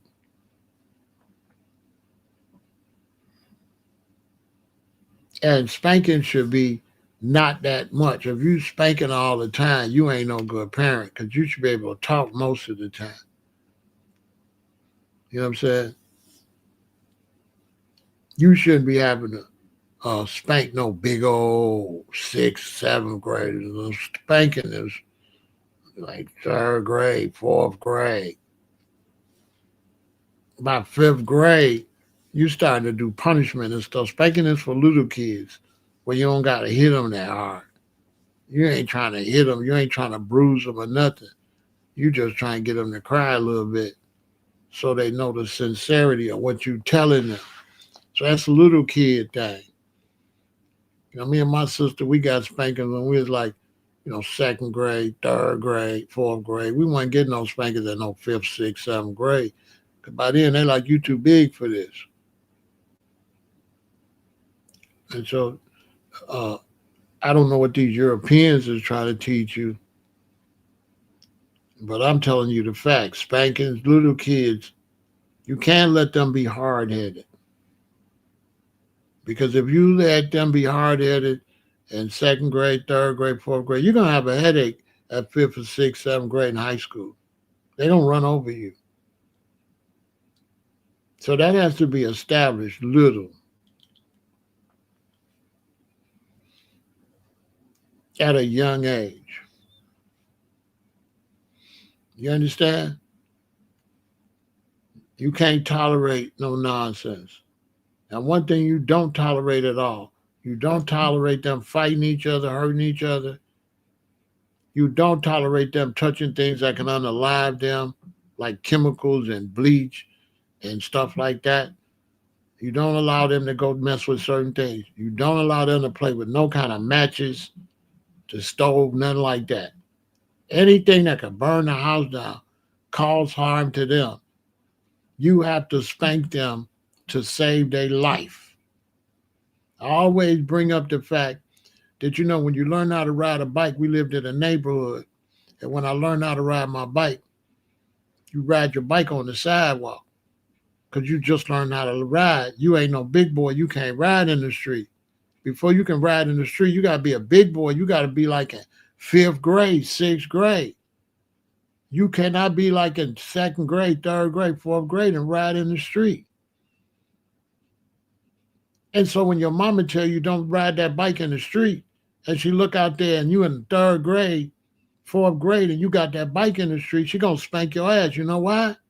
Because the spanking replacing you getting hit by a car.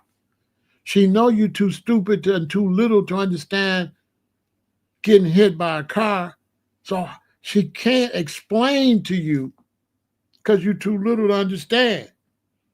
So you just got to listen to what she tell you. So she going to spank you to make sure, listen to what I'm telling you. And when they got boys, when you see women that didn't spank them when they was little, they're going to be hollering at them when they teens. They're going to have all kind of problems with them with their teens because these spankers, when you little, keep them in line. You understand?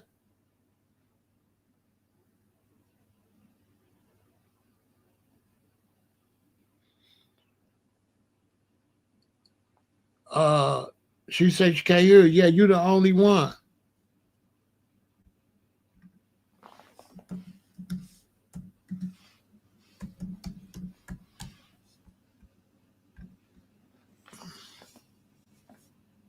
Right? Everybody else hear me, right? Testing, testing. I see. Yeah, everybody else hear me.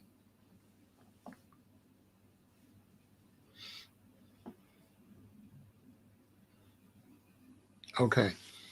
So, uh, raising children is a very serious thing. Now, I had a brother say to me, he said, raising children today is not like raising children in the past. No, raising children stays the same every time. Because the brother was like, life is too stressful now to raise children like they used to raise them. That's not true. Because you don't know how much stress was there during the Great Depression. How much stress was there when they were sharecropping. And so it's the same way to raise children every generation. You raise them the same way. You don't play with them. When they really little babies, and when they start getting, you don't let them do no unnecessary whining because you don't want your little baby, you don't want your 3-year-old whining because you need to know when something wrong with them and not, and you don't want no, you can't afford no false alarms, right? Now, most of the time, if your baby starts going unnecessary whine, that means they teething, okay? So when your baby gets 1 year old and in there, and you see your baby going, don't say, boy, start crying, nothing wrong with you. His teeth hurt. It's for the new mothers. So when they get that little age, and you see them just, they're going to be whining like, his teeth hurting. So go get some, like some juice, and put some juice in the ice tray. And then put the ice tray in the refrigerator, in the freezer, let it freeze. Then take it out and take the ice cubes and smash them up, right? And then put them in a little cup with a spoon and give them that ice chips, right, of that juice. And that's going to go back there on their gums and cool their gums down, all right? So that when your baby teething, all them tea rings and stuff, nah, get some juice, like some juicy juice, some really good tasting juice. Freeze it. Get the ice chips and bust it up. And then put them, when you give them ice chips, the teething the pain gonna go away immediately. And they getting some juice and they getting some hydration. That's the best way to deal with the teething. Ice chips. Make sure you smash it so it ain't big enough to go down their throat. You want it to be like crushed ice. And it's sweet. That's gonna stop them from doing the whining and stuff like that. You know what I'm saying?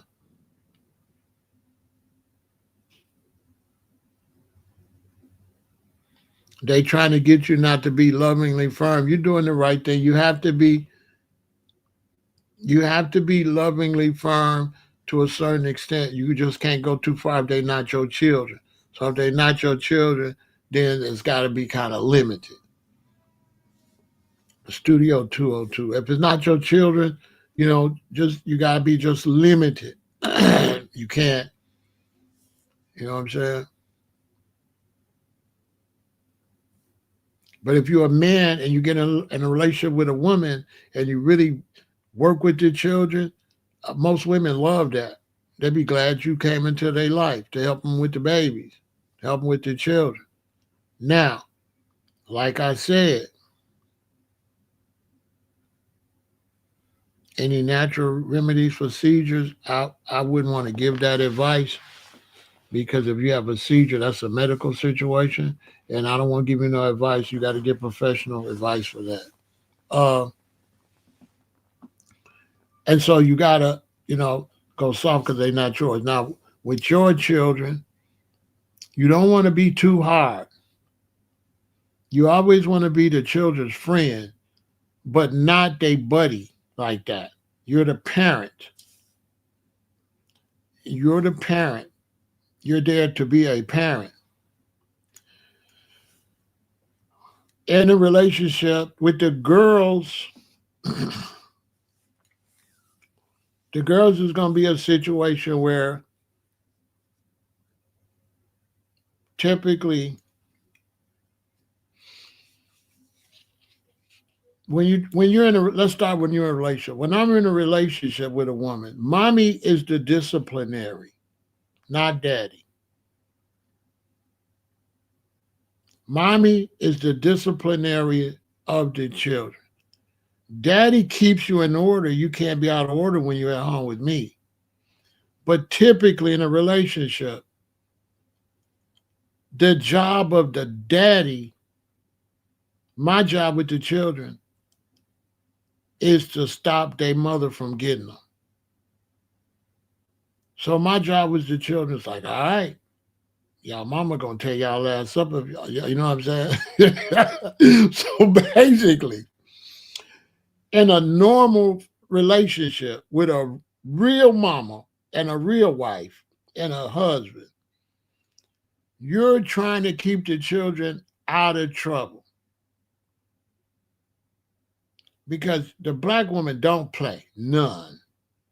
So your job as the man is to stop the children from getting in trouble with mommy. Real talk.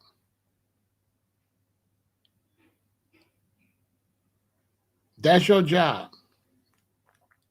I'm telling you. Your job is to keep them in line.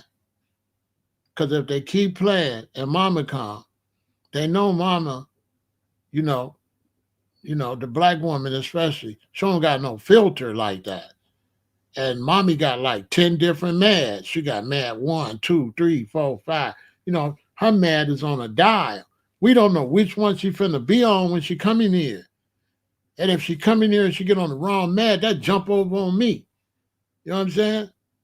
See, the black woman, when she get mad, she might be pistol mad, like pop, pop, pop. Or she might be semi-automatic. She might be revolver mad, like pop, pop, pop. Or she might be semi-automatic mad, like para, para.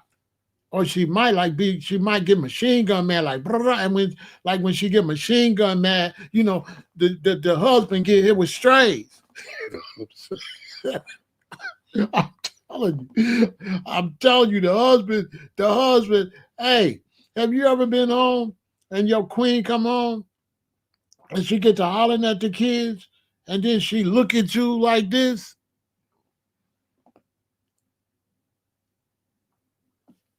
Like she looking at you to see if she want to kick it off with you too? Like when she get in a rage, like a mad bull, and she get on anybody could get it mode?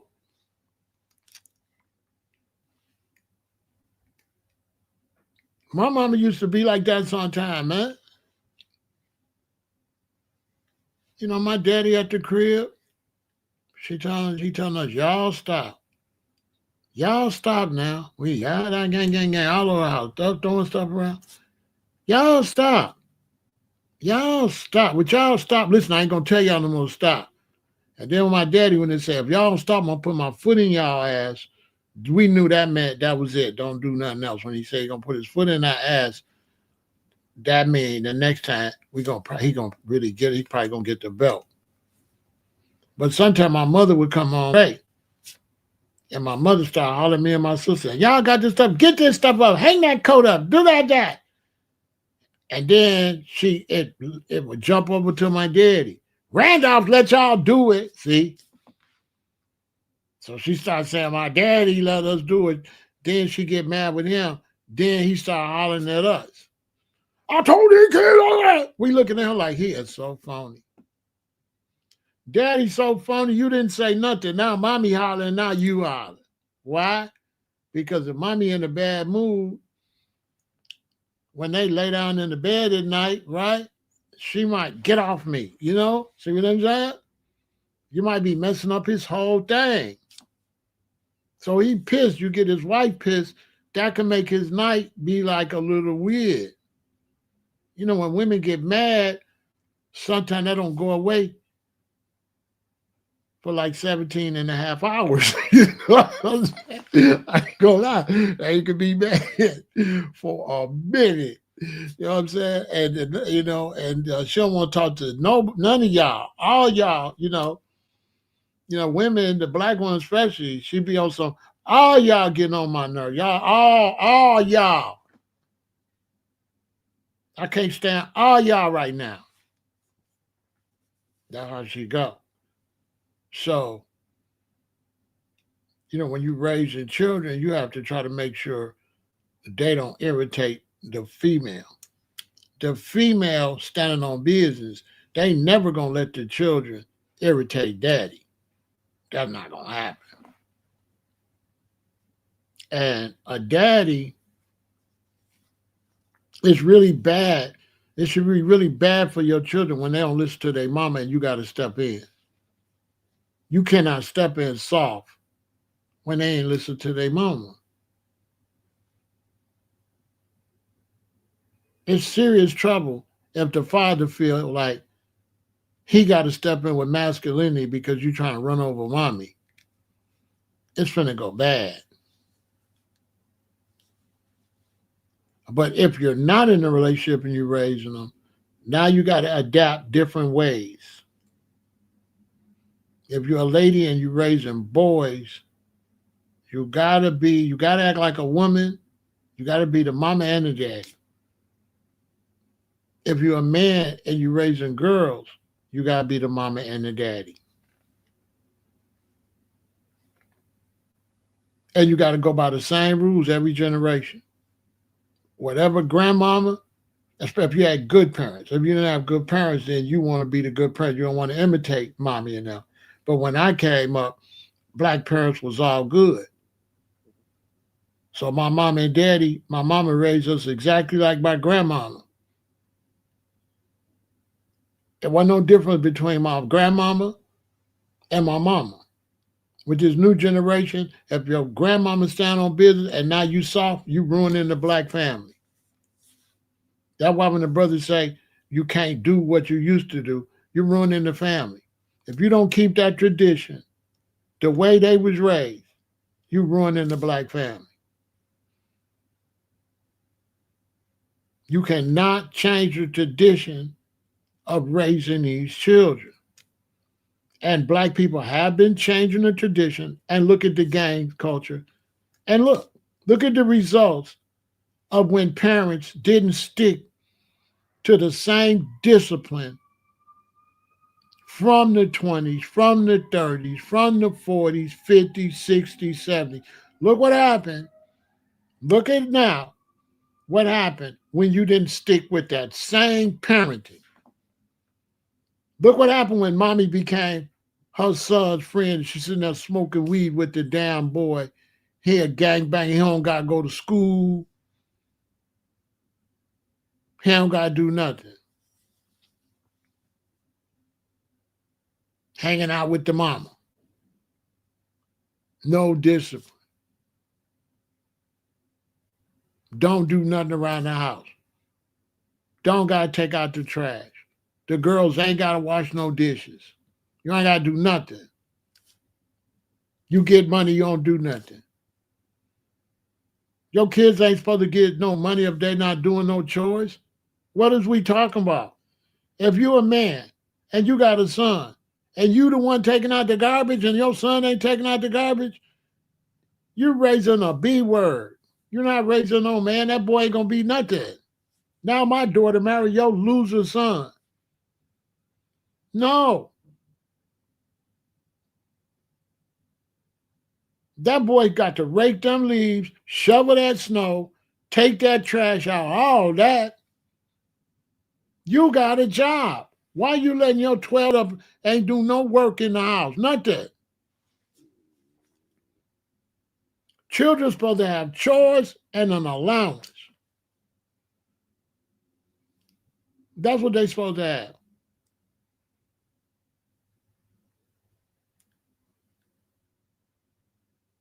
Chores and an allowance.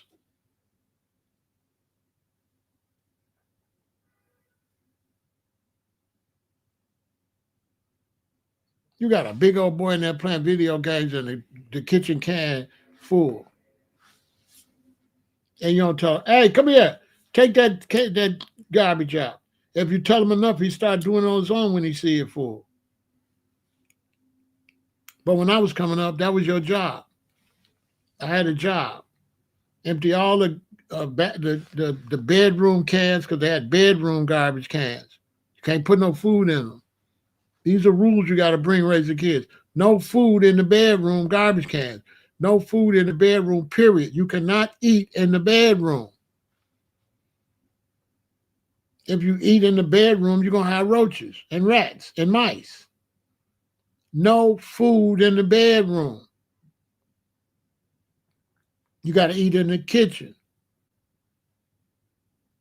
And once you teach your children no food in the bedroom, even if your son do take a bag of chips in the bedroom, he not going to drop a chip nowhere because he already know no food in the bedroom. So he knows what he got to do. If he do take some chips in there, he can't let it look like he treating the bedroom like a kitchen, or he ain't going to be able to take the chips in there either. He ain't going to be able to take it in there. No food in the kitchen can.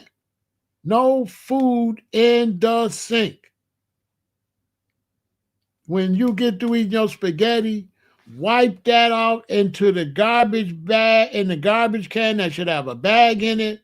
Turn on the hot water, rinse all that spaghetti sauce down the drain. None of the spaghetti should be wiped in the garbage.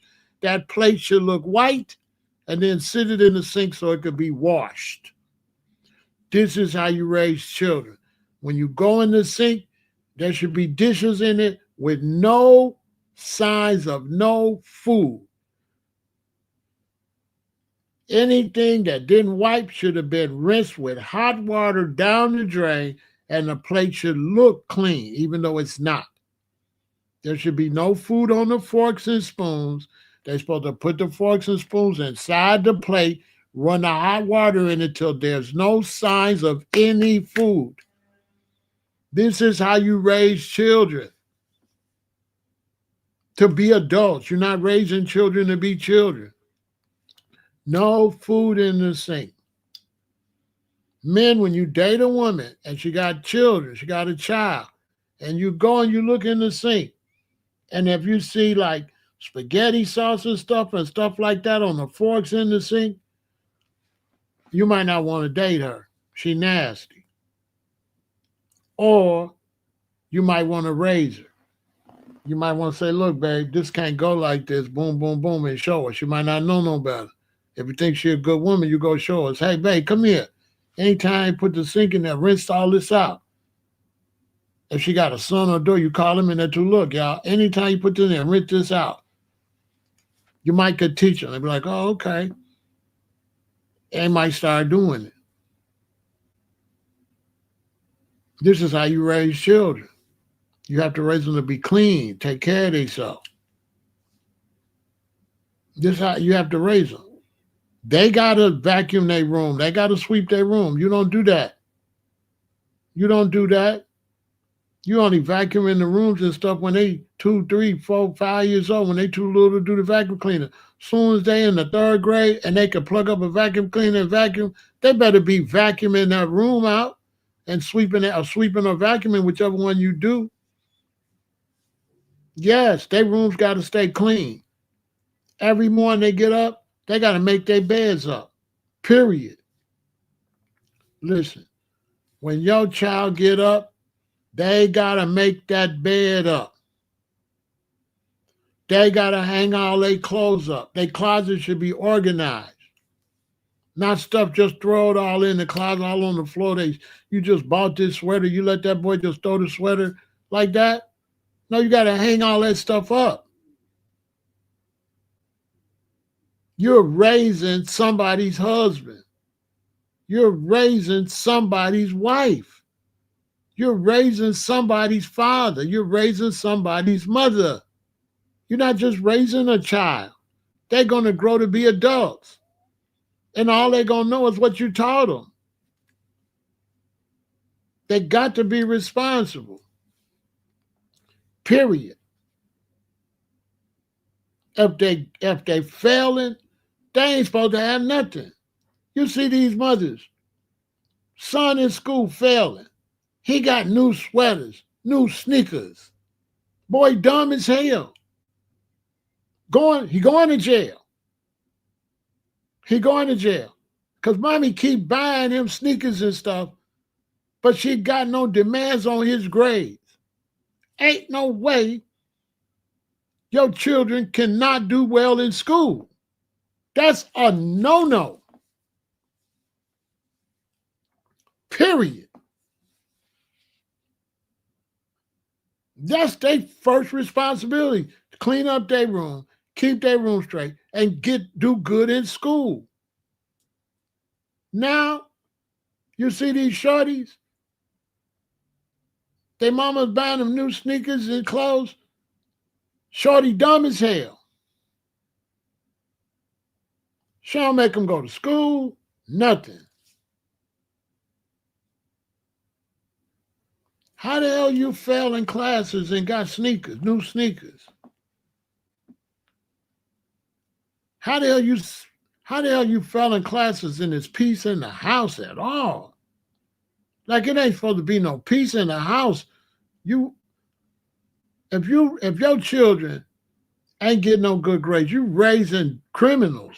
They going to jail. It's gonna take them. They might get lucky and turn their life around, but rarely. That lack of discipline in school and stuff, it's gonna follow them till they down there 40 years old. Even if they do get some money, they still gonna be slow. They're gonna be slow because school teach you the process of learning, and now your child don't know how to learn. They don't know how to learn. That's why we got rappers in their 20s. They can't spell. They rap like that because they really don't know how to say the word correctly. They can't spell. We have a lot of young black men now, and women, but especially young black men, from late teens to mid-30s, they can't spell. Because their mama never made them do nothing. And that's why when they be talking about you need a daddy in the house, let me tell you something. Mommy is the one standing on everything anyway, whether daddy in the house or not. Man, whether daddy in the house or not, mommy the one standing on necks and stuff. Daddy not standing on necks. They telling y'all they lying. Daddy's not raising kids and disciplining kids. Mama doing that. Daddy back up mama. That's how daddy do. Daddy back up mama. When you're not listening to mama, and I keep hearing your mama telling you the same thing over again, that's when I step in. Because our problem now ain't what you didn't do. My problem is why you ain't listening to my wife? Why you ain't listening to your mama? This is how you raise children. This is the man. Our responsibility is why you ain't listening to your mama? That's our responsibility. The kid's supposed to be scared to not listening to their mama.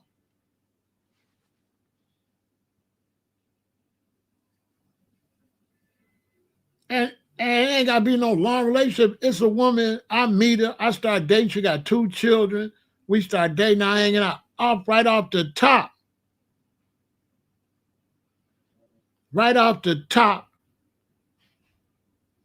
Teenager, if I'm dating your mama, you're going to do what your mama tell you. Period. I ain't trying to hear that teenager stuff. I yank a teenager up, boy. On my soul. I'll yank you up.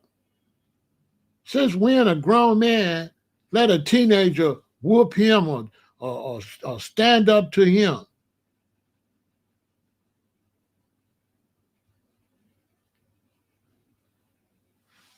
Let me tell you something. No, that's false. No mama can let no children undermine me. If the children undermine the father, that's the father is a kitty cat. That's not the mama. That's not the mama. That's not the mama. Undermine the father. Boom. The father's a kitty cat.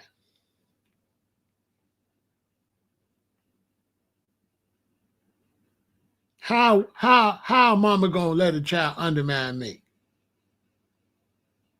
The only way a woman could let a child undermine you is because the woman is undermining you. A punk. The woman is undermining you, not the children. The woman is undermining you.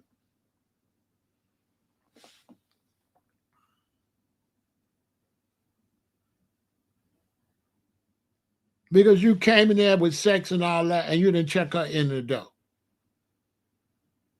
All that get checked in the door. As soon as we start dating, all that get checked right in the door.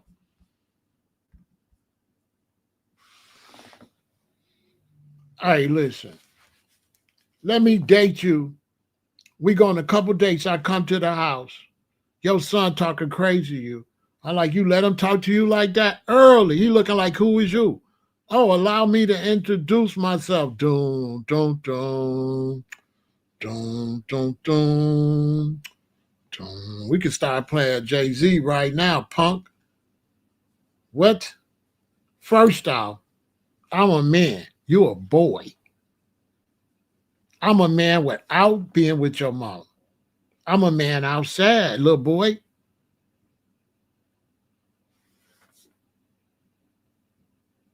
Now, if she's like, oh, he that, and she let him do that, ain't no second date. What I want with her, she a chicken head.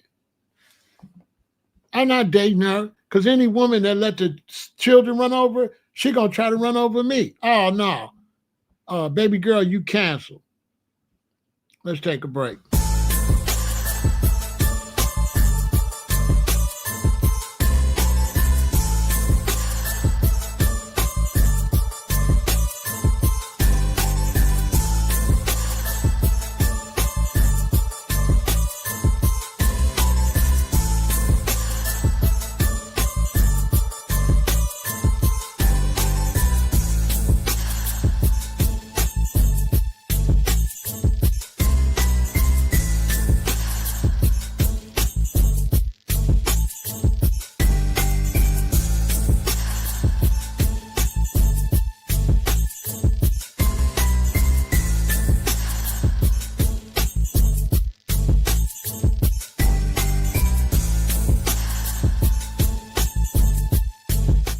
And right off the bat,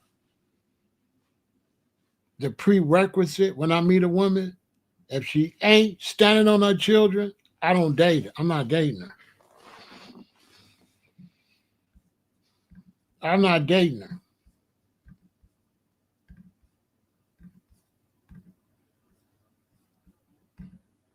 I'm not dating her.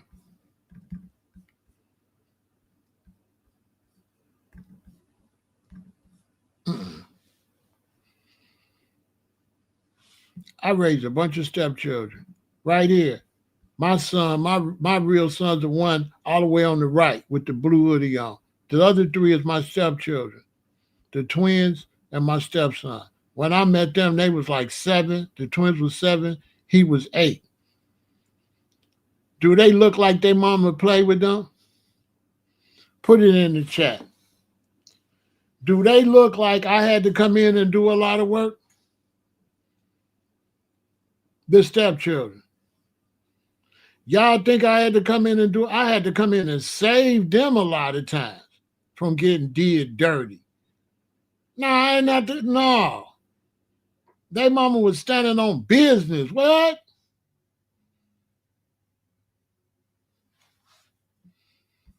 Man, don't ever deal with no woman that ain't disciplining her children, got her children in order. You asking for a headache. That relationship not gonna work.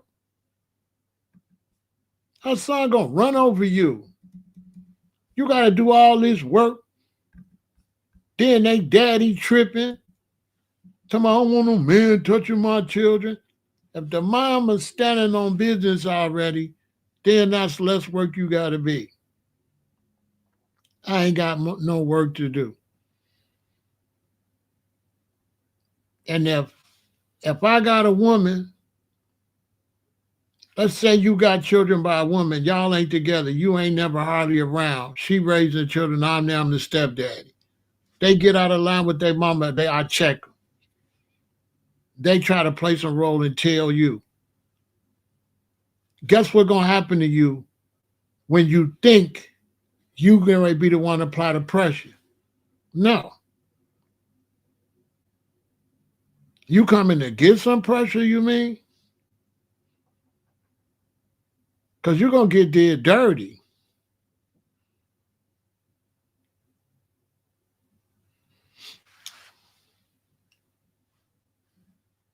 It ain't gonna be nothing like the stepdaddy tripping with the children. I'm gonna trip with you too. What we doing?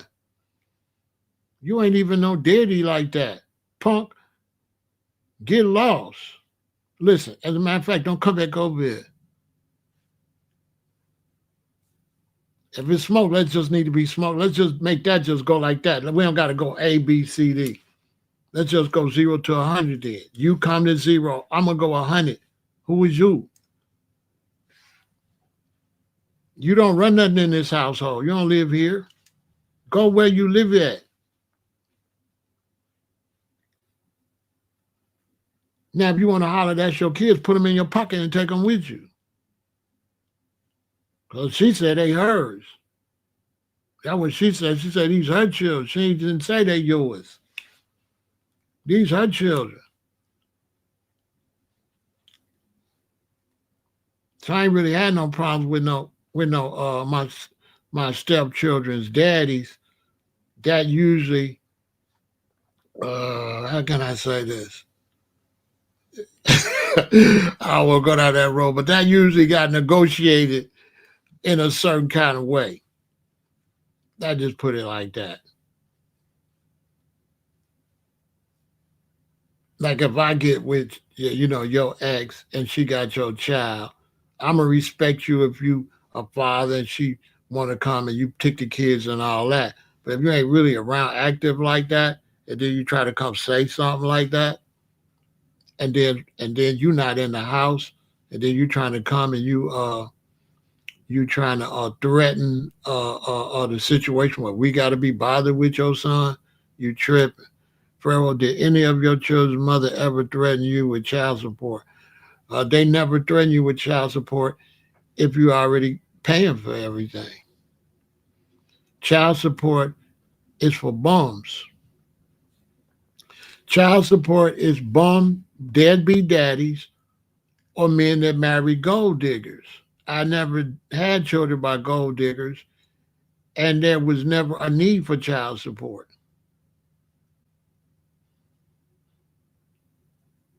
I've never had a woman that had a need for child support.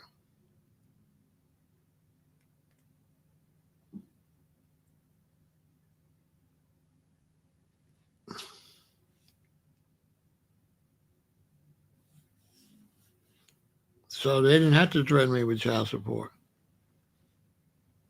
You know what I'm saying? I take care of my children regardless if I'm in a relationship or not.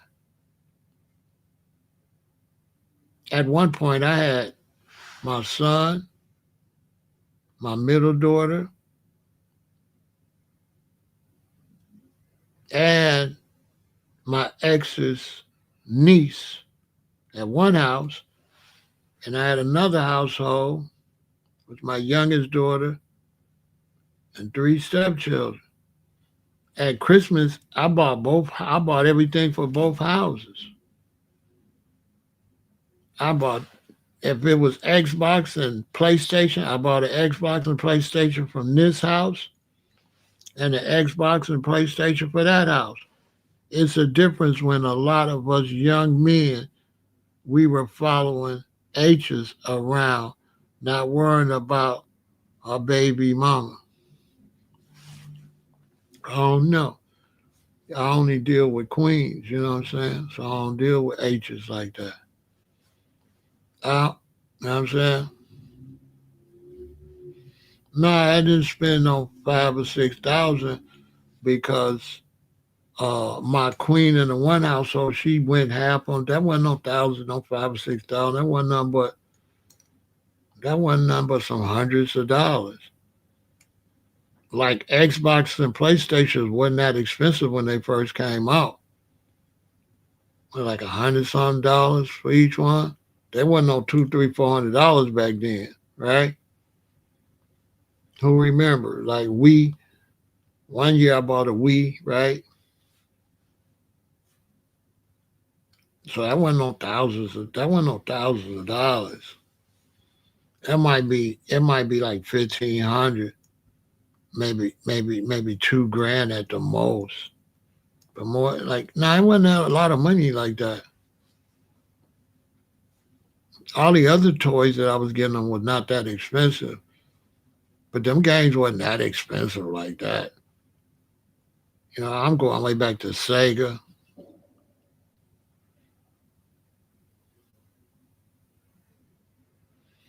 I'm going back to Sega and stuff like that. You know what I mean? Back in that era. Like PlayStation wasn't that expensive.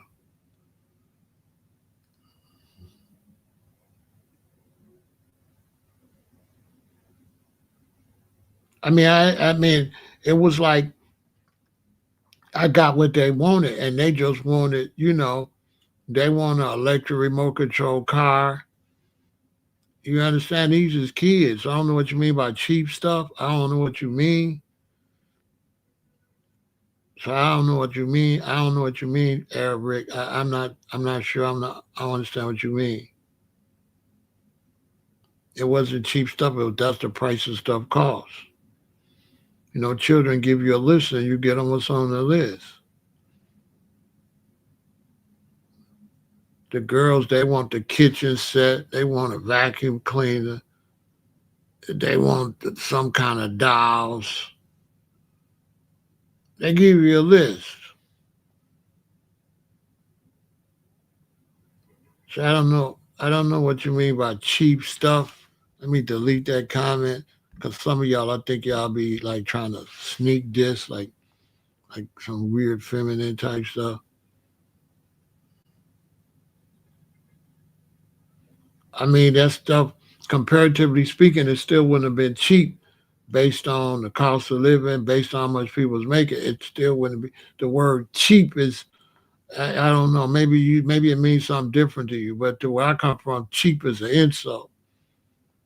You know what I'm saying? 'Cause if you spend $2,000 for Christmas, nowhere I know where that's cheap. But I guess like remote control cars, when you add all that stuff up, you know, I wouldn't necessarily call it cheap. Uh, you know what I'm saying? Like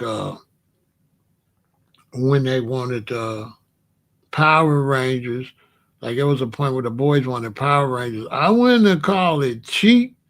I wouldn't have called it expensive. But I definitely wouldn't have called it cheap for a family trying to buy Christmas toys for their children. I think that's an insult to call what parents spend for Christmas cheap. It ain't cheap. It's really an expensive holiday. Really, I think Christmas is the most expensive holiday. That stuff. Imagine buying that stuff for two households. And it wasn't cheap. Like black Barbie dolls. Uh, you got the twins. You got to buy four Barbie dolls and accessories. I wouldn't call it cheap.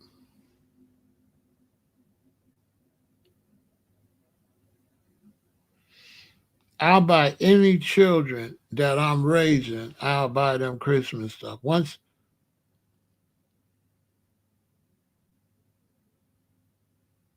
Well, you're not buying kids RC cars for kids. Those are for young adults. So some of y'all saying crazy stuff.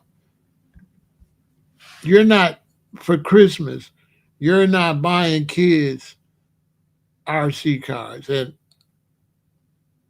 RC cars, I know they just talking silly, bro. You know what I'm saying? Like you talking RC cars, which don't even really go back to my era when I was doing Christmas with the kids back in the 90s.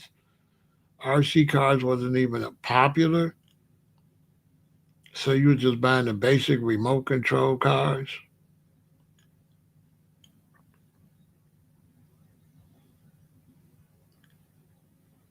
For Christmas, I think common sense would tell you,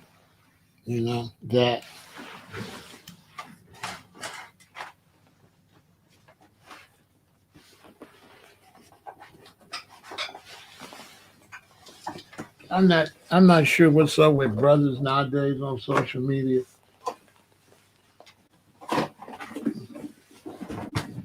but this car does not cost no $800, bro. All right.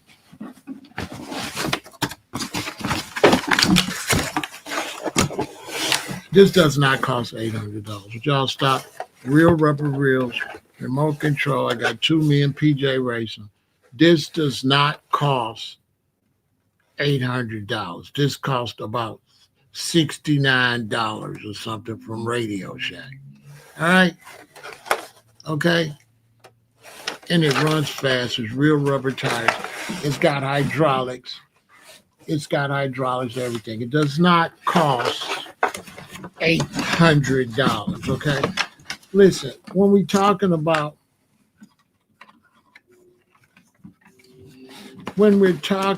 buying Christmas gifts from children,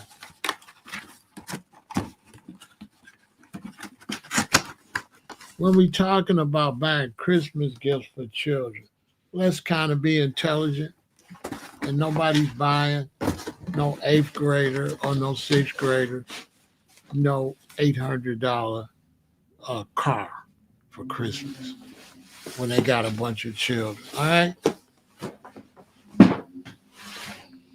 If you're buying Christmas gifts for a lot of children, it's not that.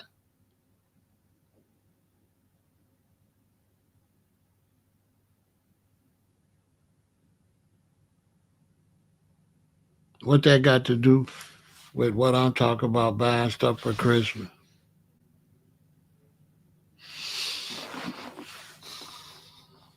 I don't even know. I don't know what you're talking about. I don't know. If you're talking about buying kids Christmas toys, I don't know what y'all talking about. Do y'all got any children? Cause it don't sound like you got no children. Cause it don't sound like I'm talking to no parents.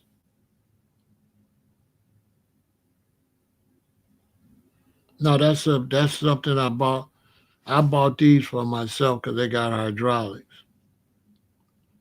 These wasn't Christmas gifts. I was just showing them the cost. And I've had these for a long time.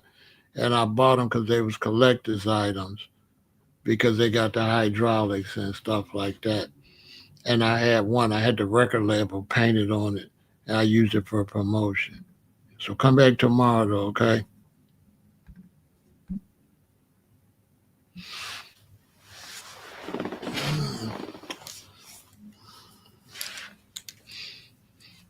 Yeah, come back tomorrow.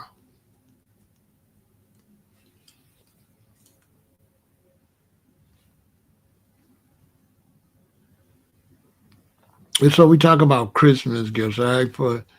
So when you're going and you got kids, they're 8, they 9, they 10, they 11. Uh, Common sense tell you you're not buying the most expensive. I guess I don't know. I don't know the internet. I don't know the intelligence level on the internet is a little weird. So if you're buying Christmas toys for little children, you're not gonna buy no $1,000 a car. But whatever. That just show you there's no real parents over here. Because parents are gonna go buy Christmas based on a budget. Also, I guess it's a generation you probably only got one baby, and I come up in a generation I just showed you. I had to do two households, and so if I got two households and I'm buying for my ex and my son is still living there, and my daughter, and then I'm buying for this other family. Common sense tell you I'm not buying $10,000 items. I guess I don't think common sense is too common. I don't think because everybody would know well that's going to be a budget of only a certain amount of money. If somebody say, "Oh, you spent $10,000 for Christmas for kids," these aren't parents for sure. So I'm looking for where are the realistic people that really raise children?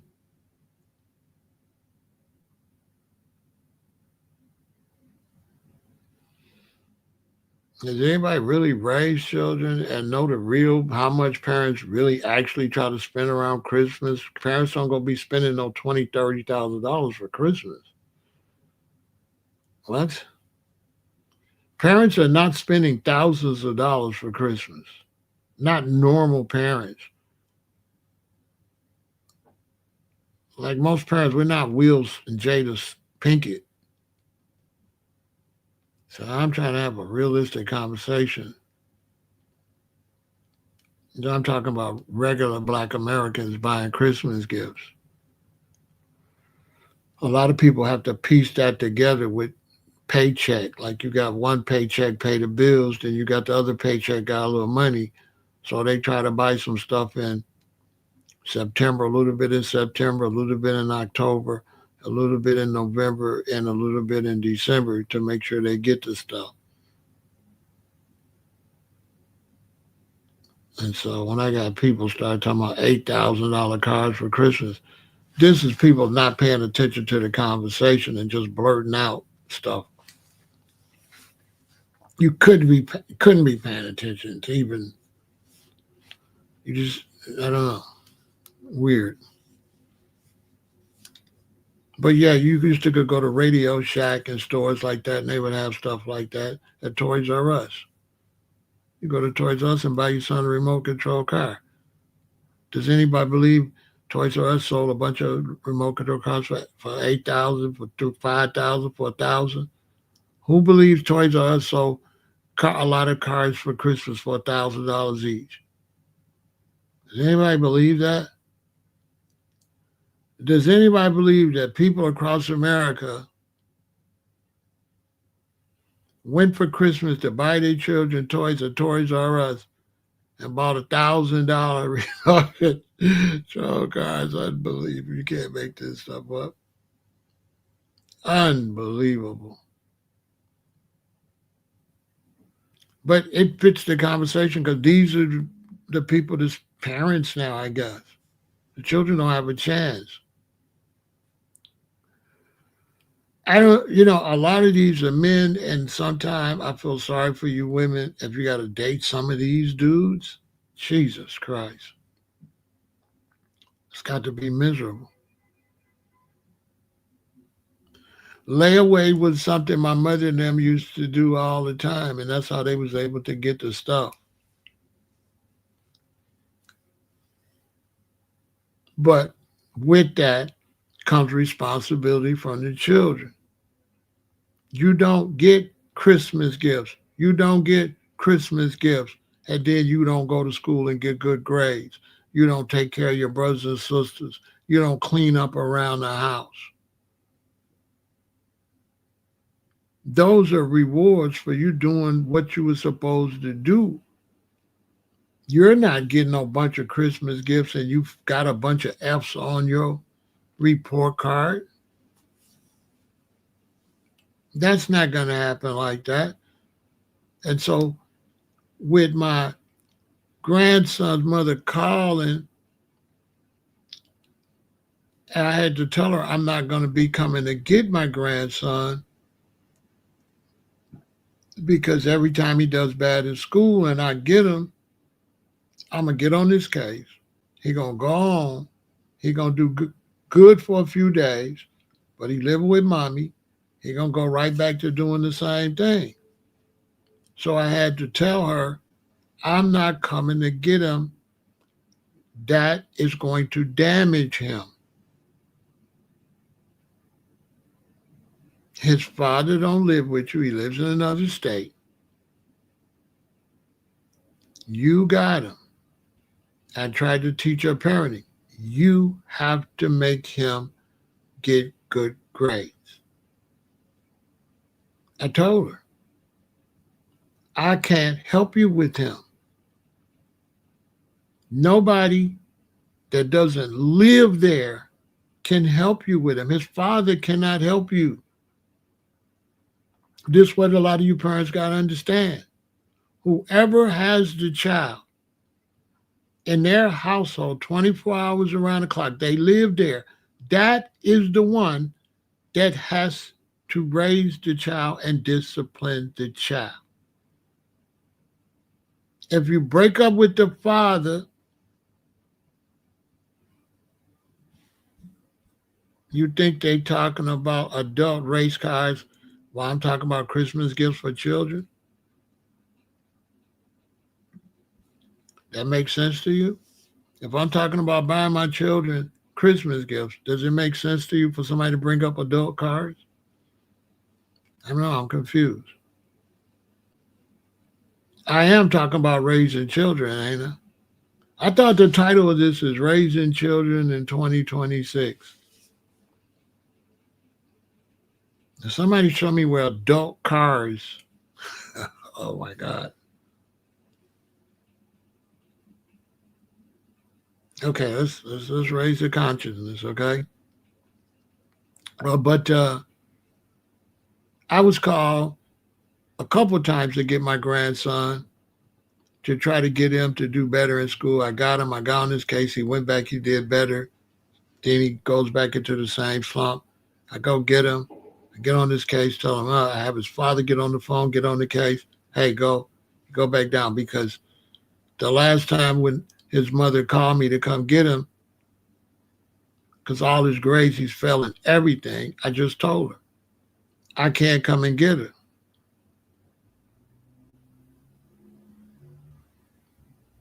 I can't come and get him because it's not going to do any good. And I told her, you got to raise him. You can't sit there crying about his father's not there. Ladies, you cannot sit there with your child crying about the daddy not there. You have to raise the child. Crying about the daddy not there, 1 year going to go, they're going to fail. The next year going to go, they're going to fail. You have the child, raise the child. The idea that a child is only going to do right if both parents there is the most stupidest thing I've ever heard. Because when I grew up, I had both parents there. But my mama was the one that was really standing on everything. My daddy was there just helping my mama. So my daddy, everything was based on my mama. So you cannot tell me, even growing up with two parents, you cannot tell me nothing about what one parent can do. You're supposed to do what your mother tell you to do, whether your father's there or not. That's a bunch of nonsense.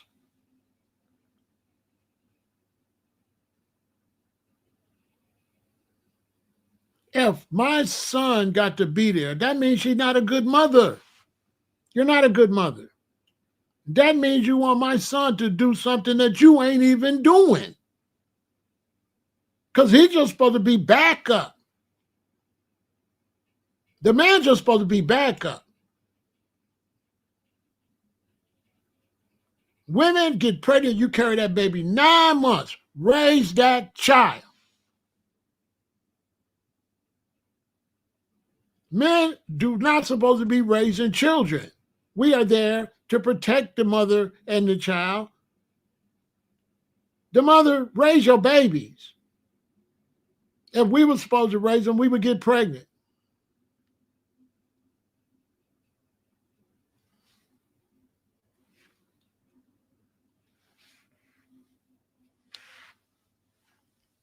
Whatever the situation is, raise your child. Don't be making up excuses for that child. You don't want to be sitting there talking about your son went to prison because the daddy wasn't there. What? So you just let him go to prison?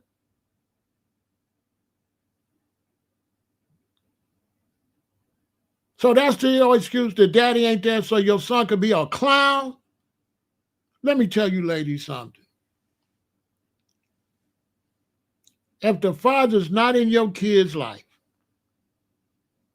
and your sons and daughters ain't doing good in school, that's why the man left your ass. Because you a slouch. Because there ain't no way no raggedy mother can be a good wife.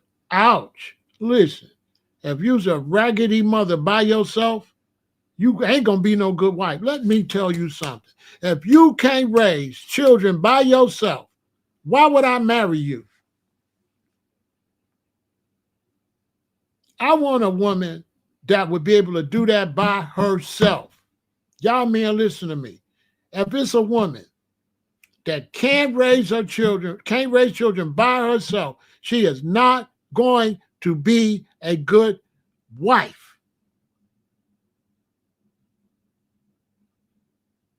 A bad mother is a horrible wife.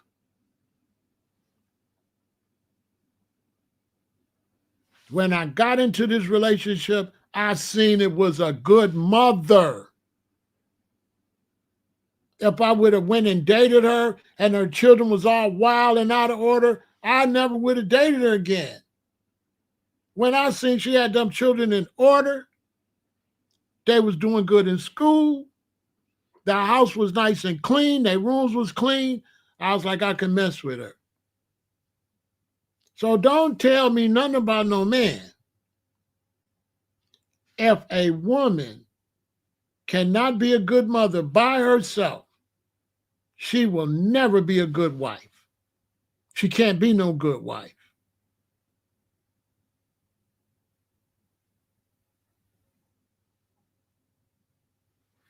And the worst relationship to be in is with a woman trying to tell you something to do, but ain't telling the kids nothing. You ever been there? I've been there. You ever been in a relationship? It didn't last nothing but a week or two. You ever been in a relationship with a woman trying to kind of be bossy with you, but her son dumb as hell? She trying to raise you, but her son is a bum.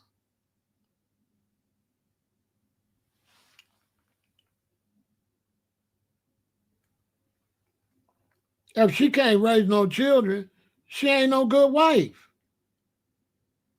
So when you see these raggedy mothers and you say, that's because the father ain't there? No, that's why the father ain't there. Because she raggedy. And if she raggedy, that's why the father raggedy. You like, but Pharaoh, she got a raggedy, her baby daddy raggedy. That's because she raggedy.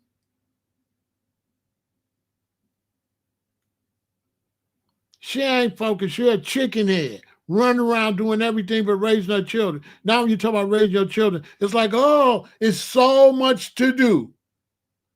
Oh, you don't got nothing to do. Go to work, come home, and make them children do what they're supposed to do. No, you want to be a chicken head. I already know what it is. And when you get off work, you don't want to be a mother. You want to be a chicken head. Who you fooling? It's 24 hours around at the day. You only work 8 hours. What you doing with them other hours? You don't want to raise no children. And then you want a man to be there. But what man gonna be with you when you raggedy? When you don't got no discipline?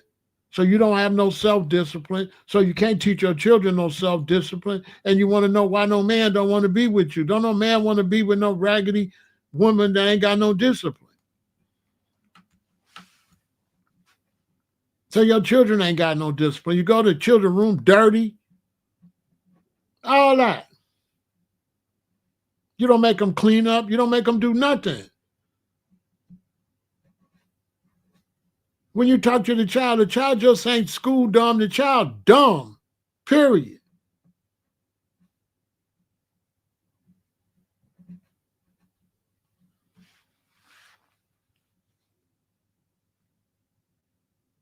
So when my grandson mother called me and said he messing up in school again, I said, I ain't coming to get him.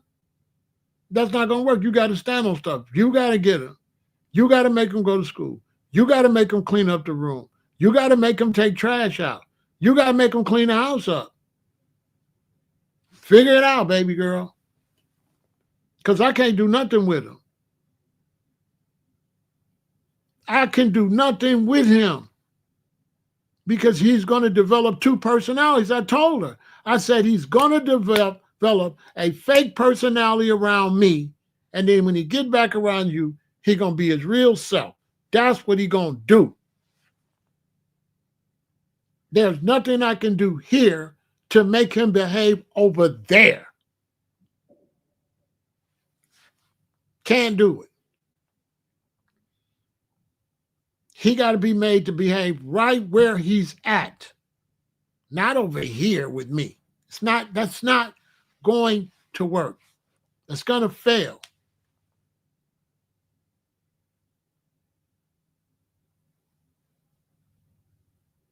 And so women, you're quick to open up your legs.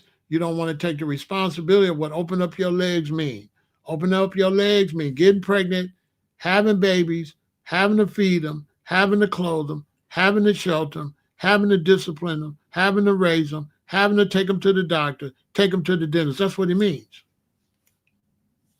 So when you open your legs, think about that. And when you open your legs and you let that man have sex when you have that baby, that man you ain't guaranteed nothing with that man. Don't listen to these people talking that man should do this, shoulda, woulda, coulda.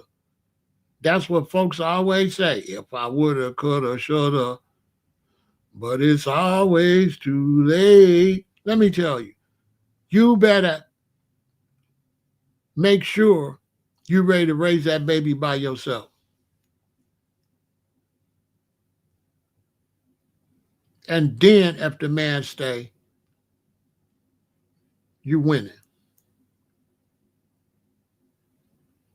Because he don't have to leave. He can be in a car accident. He can get cancer and pass away. There's a lot of reasons you can end up with that baby by yourself. He could get shot in a robbery. Now what? What you gonna say to daddy? The daddy passed away. Now what? And so when a woman has sex, she got to be ready to be a mother under any circumstance. And any help she get is extra. And she got to be a good mother, and she got to be a strong mother. If you're a mother, you have a child, you're struggling, your money's struggling, you're struggling to survive. You let your child be raggedy. Now your child 16, 17, 18, they ain't bringing in no money to help you. But if you're a good parent, and you're a good mother, and you're a single mother, and you work with your child, and you deal with your child, and you make sure your son go to school and do his homework and get good grades. We got too many mamas. They sons is like they act like they sons like they homeboys. The boys don't got to get good grades. The boys don't got to go to school. They let the boys bring girls out by the house. They let the sons smoke in the house, all that. No respect. It's like y'all friends instead of a mama. But a good parent, you're going to work with your child. You're going to make your child disciplined. You're going to make your child stay focused. And as soon as your child's old enough to get a job, they're going to take some burden off of you because they're going to be making a little bit of money. So that's the first burden off for you. Now, if you can get them into a trade or get them into school income, now not only is a burden off you, it's somebody can help you. This becomes a financial benefit to the family. Children is a good investment if you raise them right. I was talking to a young lady, and I told her that.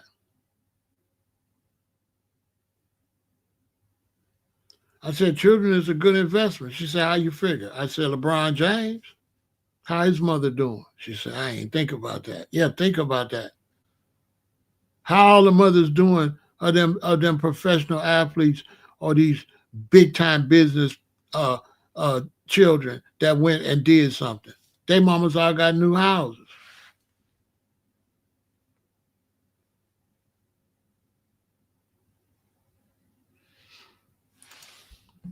Okay, you said I let females and their children live with me, and their children still disrespected me, walked in my crib and don't speak, eat food, my food never get. No, this should say, I let females disrespect me, and I let the females that didn't respect me move into my house, so their children disrespected me. I let women eat up my food, them and their children, and I let them and their children disrespect me. That's what I'm reading. You let a woman in that didn't respect you. She knows you just wanted some coochie. You wasn't standing on nothing. You wasn't looking for a wife. The children knew you wasn't looking for a wife. So they ran over you like they should have.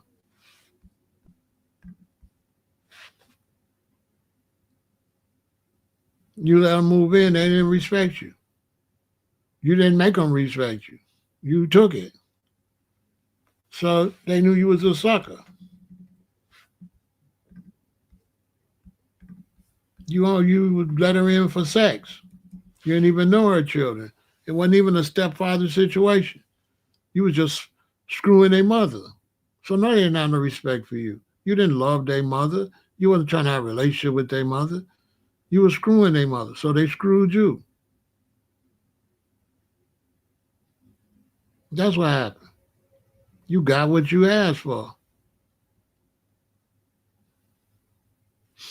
You wasn't on no relationship. That was some sucker stuff. You wasn't on trying to have no relationship, Eric. That wasn't no relationship. You was a trick. You was tricking. That wasn't love. You didn't love that lady. You didn't love that lady. That wasn't love.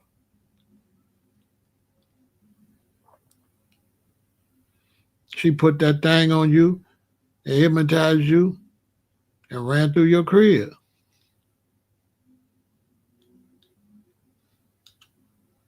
I mean, that's how a player would read it. You know, a player would read that like, oh, okay. She got you, huh? She pimped you.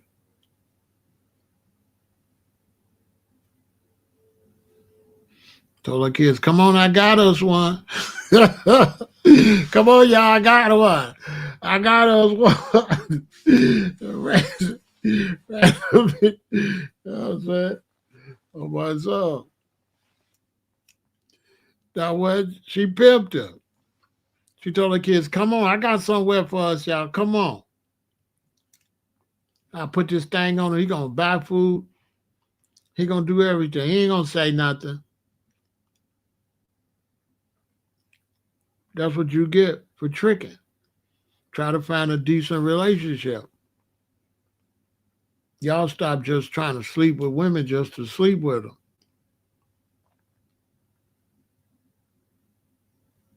You know what I'm saying? If you want to deal with a prostitute, then just deal with a prostitute straight out. Just find a chick and be like, I'll give you $25. She don't got to be a real prostitute, but just find somebody that you give them some money and they do something and then they go and there won't be no strings attached.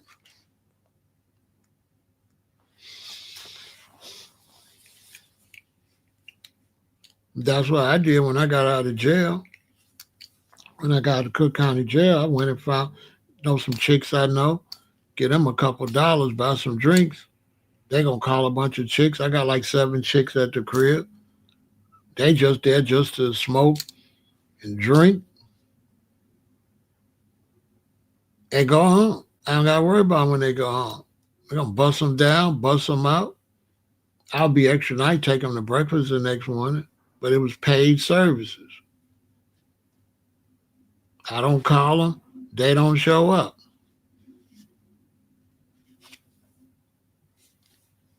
Called a couple of guys, about 3 of us, it was like 7 women.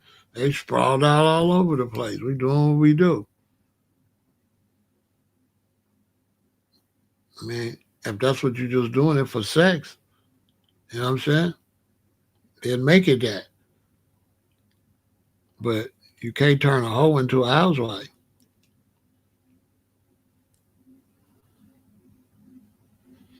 Like you lucky, because I know situations where you would end up tied up, letting a straggler chick in your crib. See what I'm saying? I'm not letting no straggler chicks in my crib and go to sleep. So you lucky. That could have turned out bad. You do that with the wrong women.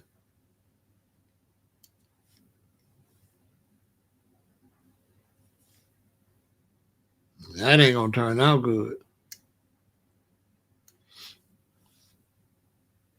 You know what I'm saying? The best thing to do is stay single and find you a real queen and really try to build like a real relationship. If you don't want to raise no stepchildren, then just date a woman that ain't got no babies. But if you sleep with a woman that got a child and you want to be on some righteousness, you're gonna have to respect the child. So you got to make your mind up. Do you want to deal with stepchildren or not? And if you don't want to deal with stepchildren, stop sleeping with their mama. But you can't sleep with a child mama and then say you don't want no stepchildren when you slept with the child's mama. Then turn around another day and talk some pro-black stuff when you're disrespecting black women and sleeping with black women that got children and you're cold-blooded one minute and you're pro-black the next minute. You know, if you take some of these brothers and you put what they say in different live streams together, you can see they phony in certain live streams. They saying this over here, and then they saying this low life stuff over there, and it ain't adding up. To me, it's honorable to help a sister raise her children. To me, some things you do, you don't want no reward for them. You're doing it because it's the right thing. So if I like a woman and I love a woman and she got some children, I don't mind helping them with them. And them children don't owe me nothing. I don't want them children to treat me like I'm their daddy or nothing like that. I'm with their mama. And I come from an era where everybody with us eat, whoever with us. You know, I come from an era where, we say, let's go to the movies. Like 5 of us is outside. And we say, we kids, we say, let's go to the movies. We mean let's go to the movies.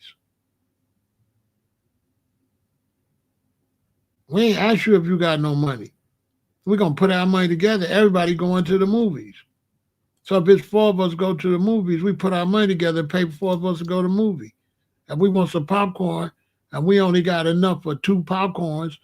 These 2, we going to share popcorn, and these 2 going to share popcorn. But we going to the movies.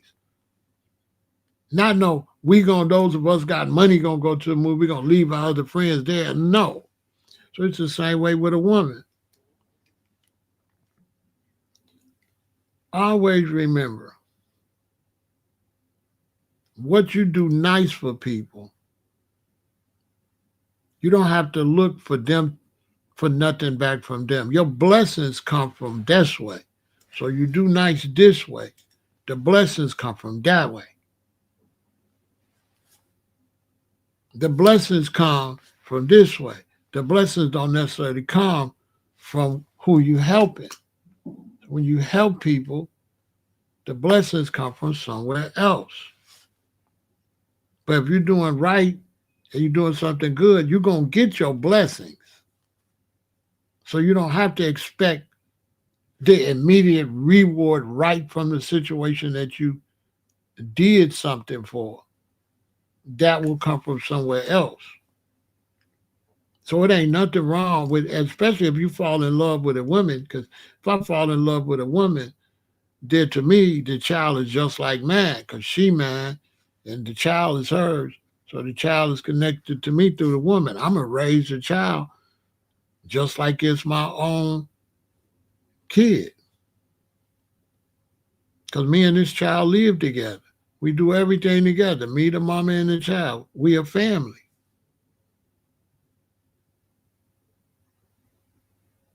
My I got 6 children that's really mine. They grown. But if they get in a situation, they call me Daddy. Dad, could you send me $50 so I get paid? My tire blew out. Boom, I'll send it to him. My stepson called me, my stepdaughter. Can you send me something? Boom, I sent it. My stepdaughter called me. She said she needed, I forgot what she needed. She said she'd give it back. I sent her the money. I told her, you don't got to send it back.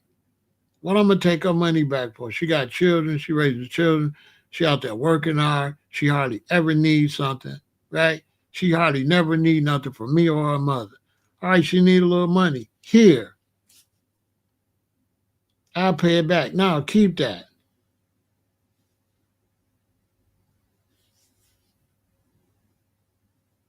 Now, keep that. Go ahead with that. You good. I've been knowing you since you was a little girl. You can always call me for anything.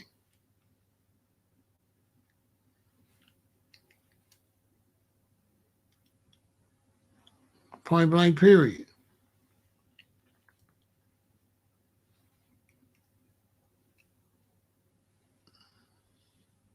This how you got to live, black man. Don't deny no woman because she got a kid already, especially if she a good woman and she love you, and you gonna pass on her because you don't want to raise no stepchild. What is you crazy?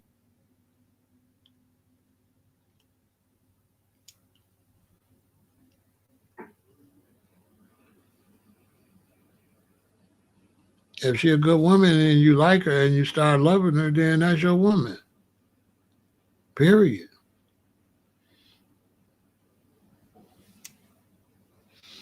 The only thing life owe you is life.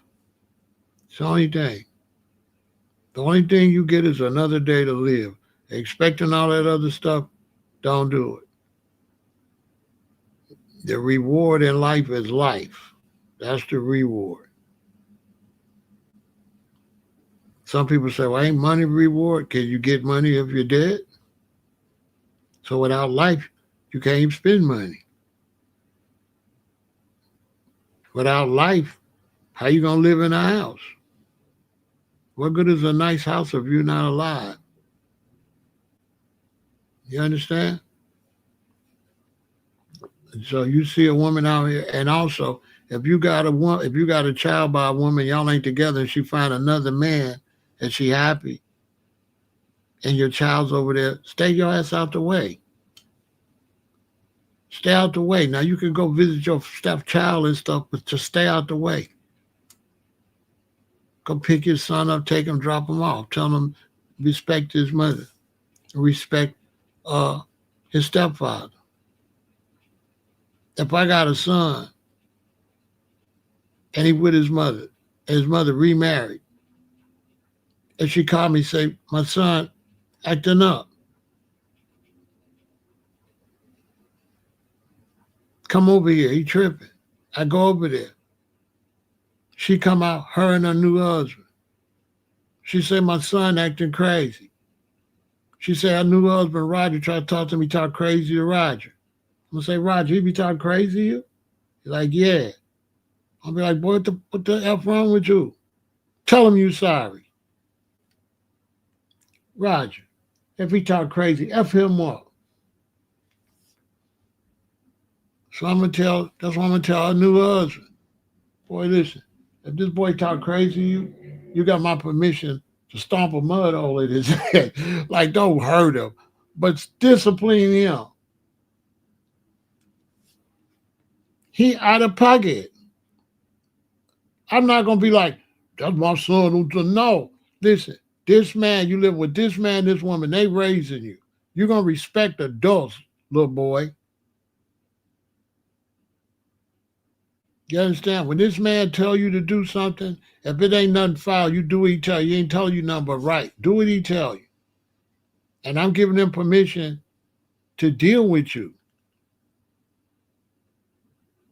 Because my son can't call me talking about Roger spanked him. And I said, why? Because he was up at the school acting a fool. What, you want me to save you?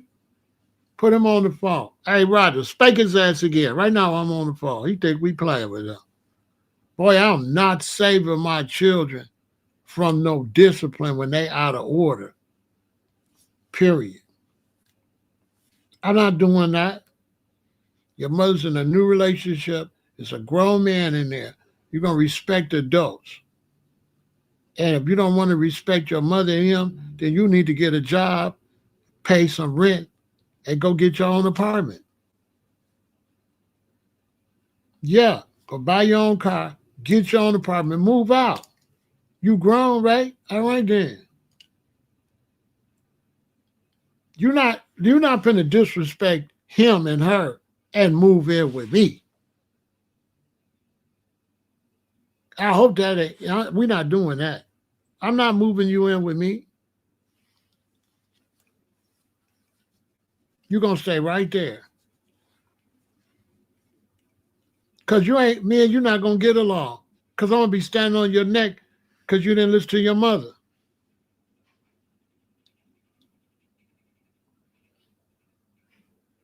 You had a woman say, don't yell at my son. I ain't never had that before because if it's her son, she not my woman. I'm not dealing with her. I'm not dealing with her. L House. I'm not dealing with her. That's the first thing I check is how's the woman discipline her children. And you can tell right away that a woman that really be on her children, they don't mind you helping her do it. Right? So when I got in a relationship, right, with the stepchildren, I could tell right away that the mama was standing on their neck and they ain't gonna have no problem with me helping her stand on their neck. I knew that. You could tell.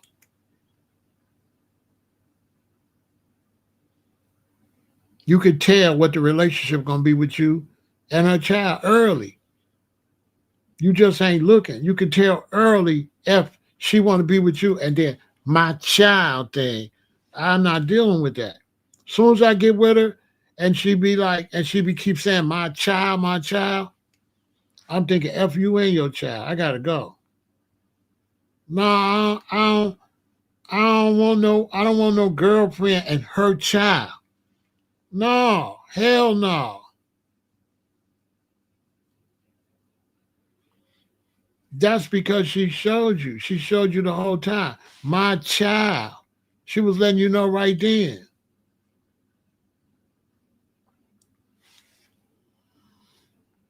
Soon as a woman starts saying, my child, I'm not going on no more dates with her.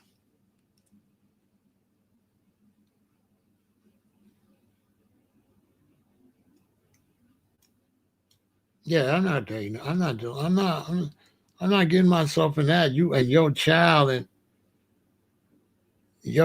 can run over me. You ain't gonna do nothing. Oh hell no.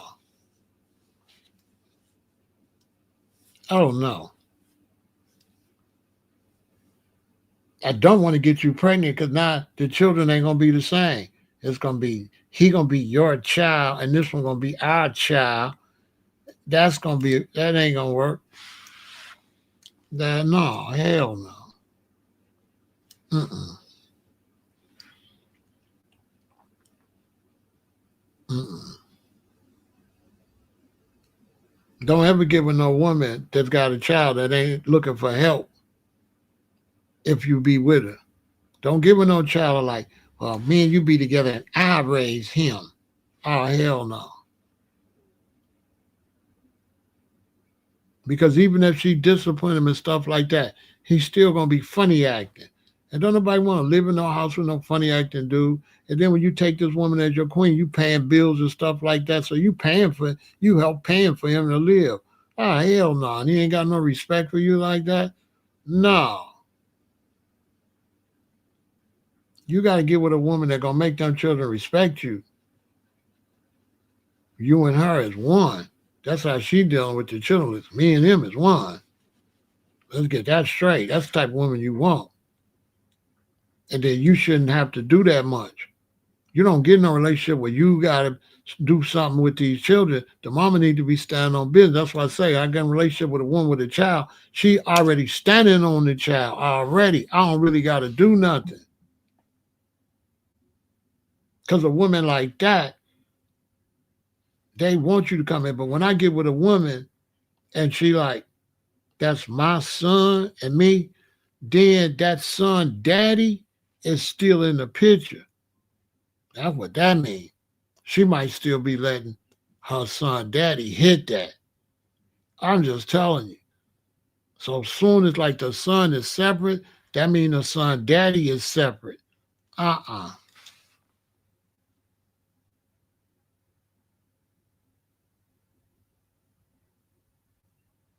Nobody care nothing about no nice woman. I don't give a damn if she a nice woman or not. Is this gonna be a family situation or not? I don't want you and your son. No. Take your son and stick him up your A. You know what I'm saying? Lady, the hell with you and your son. You know what I'm saying? Oh, hell no. You could be a bust down, but we ain't gonna be no relationship. I come bust you down, but I ain't. When I get up in the morning, I'm leaving. I'm not staying there. You definitely ain't moving in with me.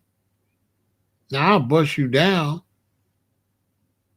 until I find, somebody so you ain't get there.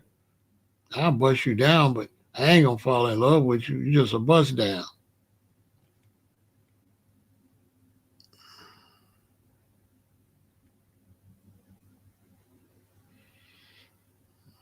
I don't know, but you trolling don't type so much. Let me tell you something.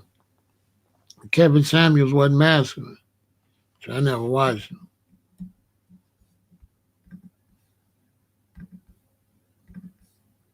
I never watched dude.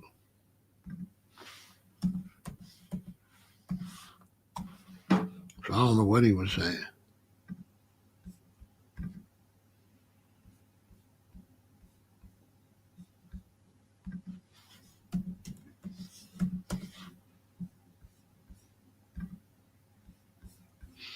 Yeah, I never listened to dude. But I got toxic masculinity. So soon as I see this, you can't tell me nothing. You know what I'm saying? You can't tell me nothing. Soon as I see, boy, he can't tell me nothing. He can't tell me nothing about a woman. Mm-mm.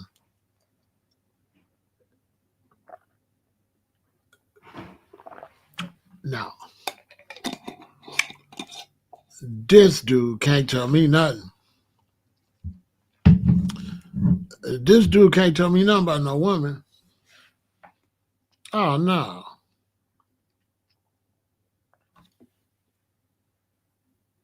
Oh hell no. I don't know. I don't pay attention to what other people do. If I paid attention to other people, I'd be eating sausages and Burger King and McDonald's. I don't really care what y'all do. I don't eat like you. I don't think like you. I don't do nothing. If I cared what everybody else do, I'd have a colon cancer and all these cancers like everybody else got.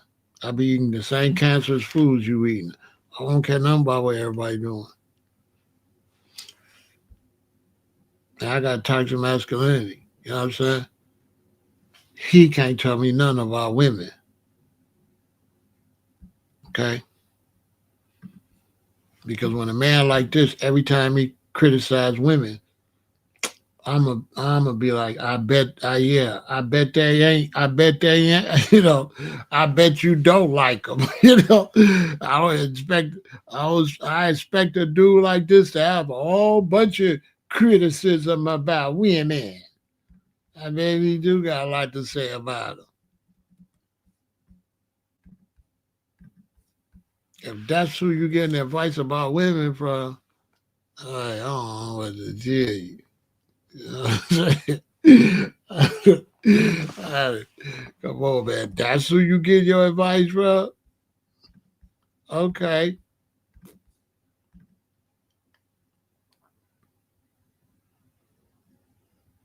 Get the hell out of here.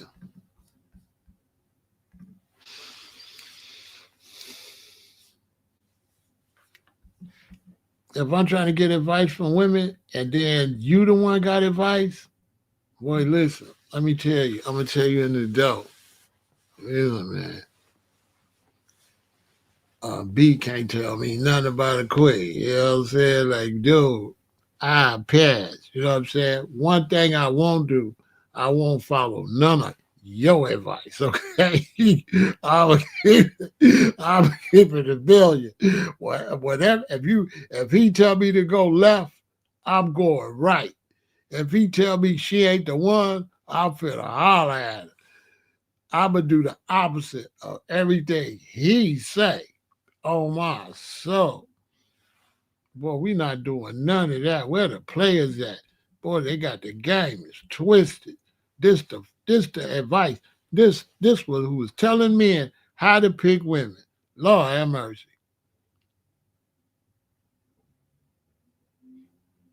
This is the brothers was going to advice from women from this dude. Boy, you can't make this stuff up.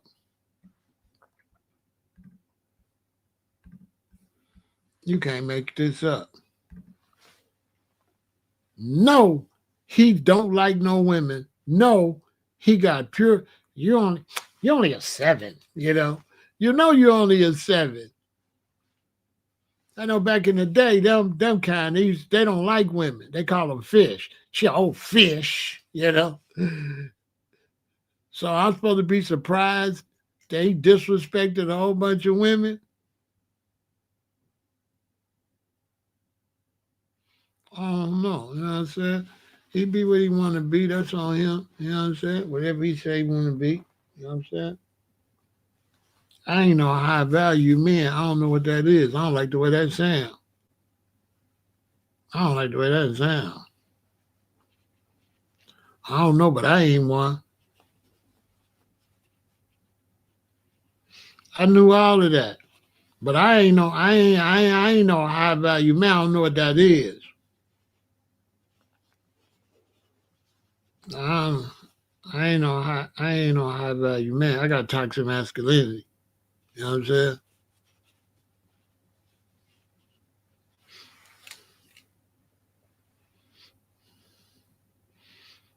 If I go by a woman's house to take a bath and I get in the bathtub, she start putting bubbles in there for bubble baths, I'm gonna get soft. You know what I'm saying? I'm a cowboy. I just need a regular bath, sweetie. These bubbles is messing up my masculinity. I don't want no bubble baths. I had a chick one time ask me, could uh, say, I want me to do my toes.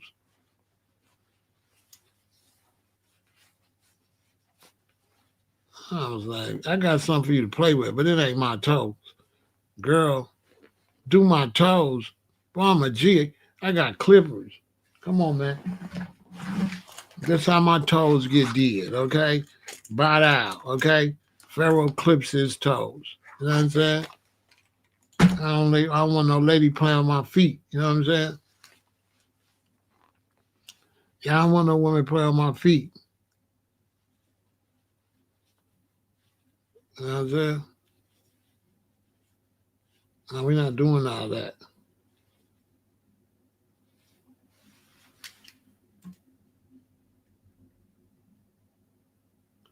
Yeah, high value man. I don't know what he is. I don't know. I'm more of a godly person. In the God's kingdom, ain't nobody got no higher value than nobody else. That sounds Luciferian to me. That sounds like Lucifer.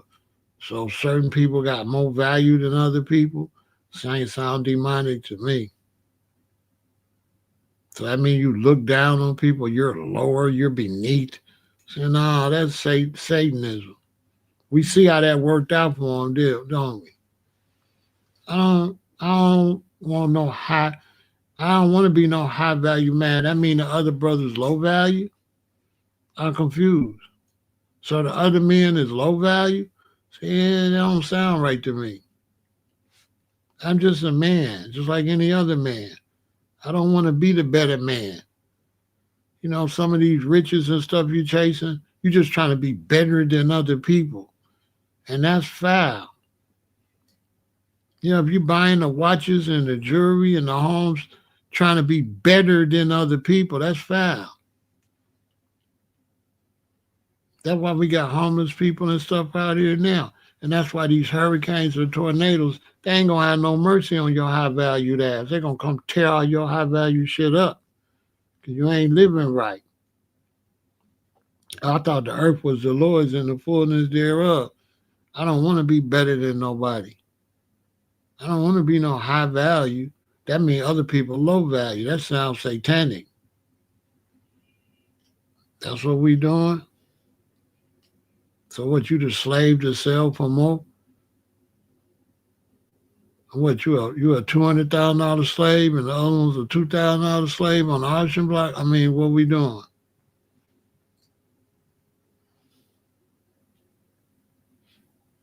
I ain't really with that. You know what I'm saying?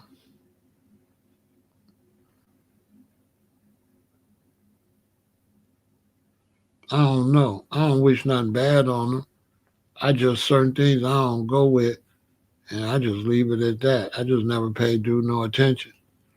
So I'm not against dude. I just never paid him no attention.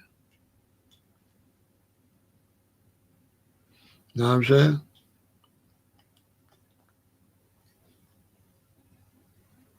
I'm the realest N word alive. So I didn't understand. I watched him a couple of times, and I would have hit all the women he said didn't have it. So I was confused because I would have hit them. So I was confused. And I seen a lot of brothers like, yeah, change that, knowing you would have knocked that. So I seen it was all phony to me.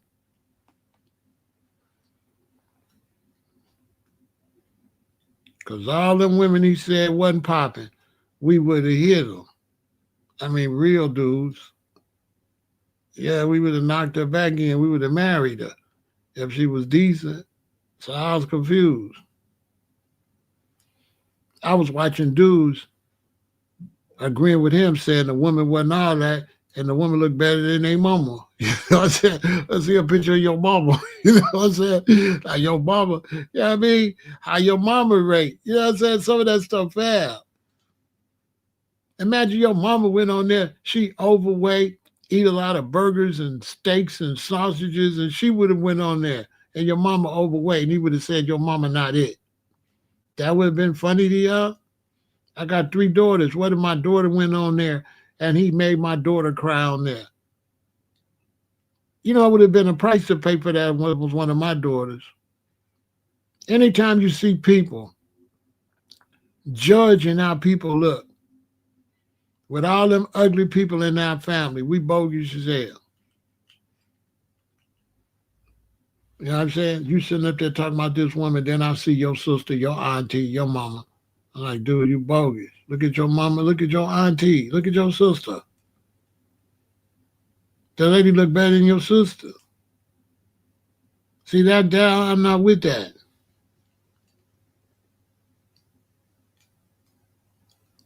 That man was the devil. He was on some satanic. negative, satanic, uppity bourgeois.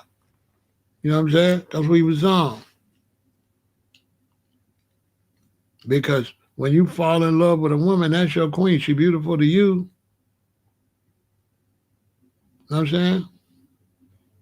If you like it, I love it. I ain't never gonna look at nobody's wife or nobody's girlfriend or nobody's sister and say they ugly, they not beautiful enough. That's just to me, that's demonic. To me.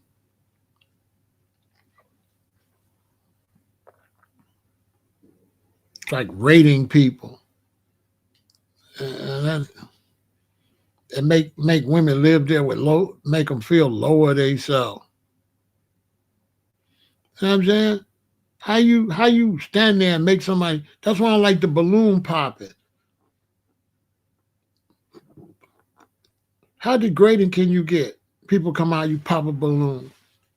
See that type of behavior that everybody think is funny. All that behavior gonna come back to bite you. All of that is dark, negative behavior. That just I couldn't pop no balloon on no woman. I just couldn't do it. To me, I just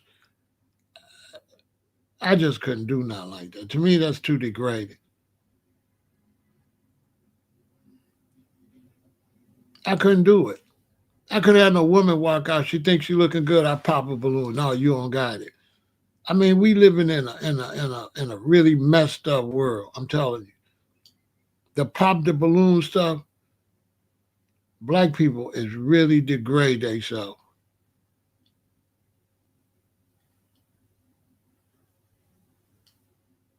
And I'm sitting there watching them pop balloons on these women like that. I'm like, what the hell?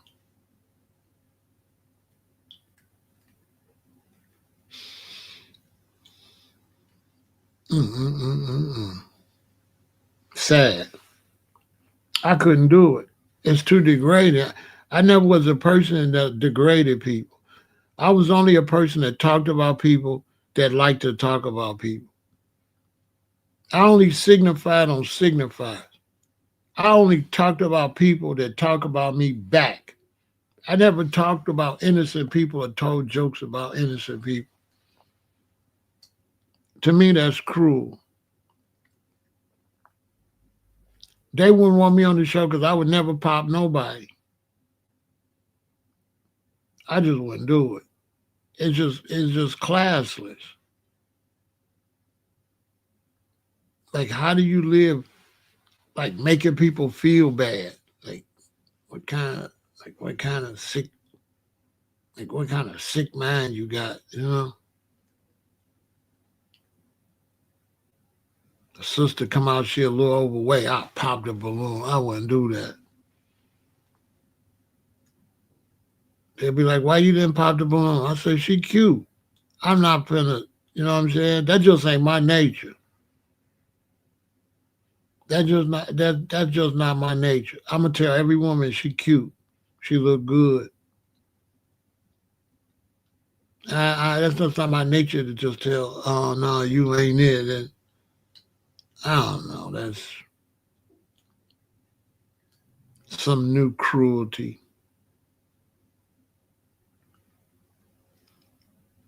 They're gonna keep doing it until some sister commits suicide. Then they gonna ban it. They're gonna embarrass somebody too bad. They're gonna go unalive themselves. Mm,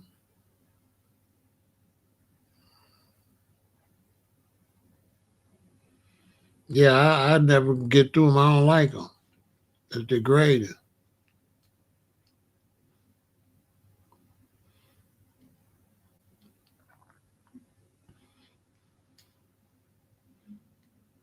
It's too degrading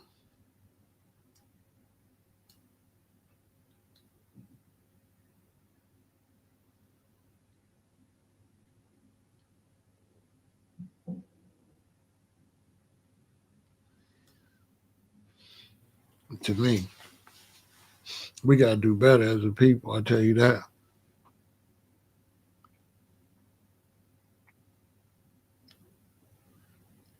Look, I hope y'all learn from that. Raise your children. The bottom line, when you raise your children, you got to stand on them. They got to do good at school, period. If they don't do good at school, they're going to go to the streets. The girls going to go to the streets. They're going to be sleazy. The boys going to go to the streets. They're going to probably be criminals. They're going to be gang members or something. Because everybody want to be seen. And if they can't be seen for doing good, they're going to want to be seen for doing bad. And when I went to school, all the boys that didn't try to do good at school, they all became and got in gangs. They all became dope fiends, alcoholics, in and out of jail, in and out of prison. You know what I'm saying? You got to get good grades in school. And the only time you give your child a pass if your child got some type of learning disability, then you work with them, maybe get them special education. But to have normal children, don't make your sons and daughters learn how to read well. Don't make them learn how to do math well. You cursing your children. They ain't going to be able to compete in the world. They ain't going to be able to compete.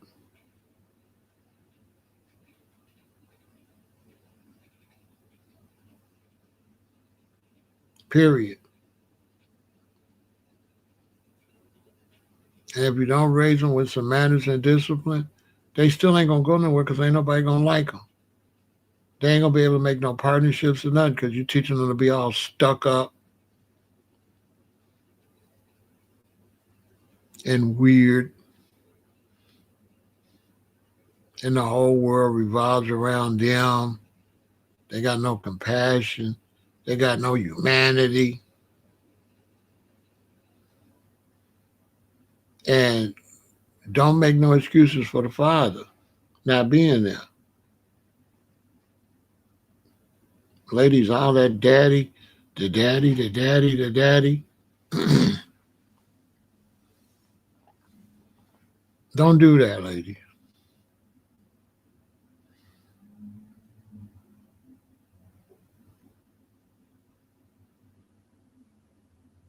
The daddy, the daddy, the daddy. Don't do that.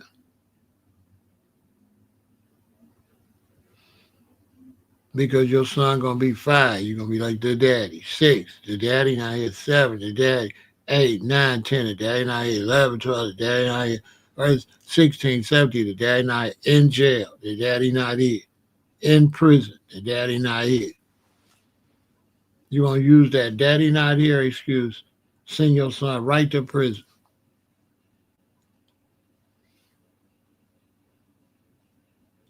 When the reality is you ain't no good mother. Cause a good mother don't need no damn daddy. And in a family with a mama and a daddy, mama raised the children. So what they be telling you about a mother and a father is a lie. It's a 100% lie. Women can raise children just fine by themselves because they pretty much do it anyway. If anybody grew up in a real household and be honest, that in a typical household, not this new weirdo, because there's a lot of weirdos now, so we ain't gonna talk about that. But in a typical masculine and feminine household, the women raise the children anyway. Daddy don't be raising no damn children. Mama do all that. My daddy ain't really had to help my mama raise us. He helped my mom with finances and stuff like that. But once you get off work, whether it's a single mama or a working mama, you still off work. You got the same amount of time as a married mama. A married mama working 9 to 5, a single mom working 9 to 5. The married mama working 9 to 5, she got to come do everything with the kids. The daddy don't do that. My daddy didn't teach us how to say our names and where we live at and all that. And my mother did all that. My daddy never did none of that. My daddy never taught us nothing about how to spell our names and our address when we was little kids. My mama did all that by herself. Our whole educational stuff and everything. My mama did that. My mama could have raised us as far as education by herself. Now there's certain things my daddy did help with by helping her, more money in the house. But as far as doing good at school, for sure my mother could have did that by herself. For sure. There ain't no ifs, ands, or buts about it.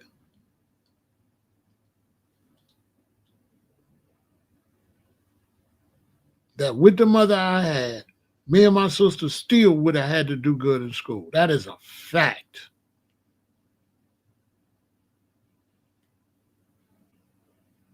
So that's why I don't want to hear that. I don't want to hear nothing about need no man or nothing. Those people is lying. They ain't grew up in no normal black household.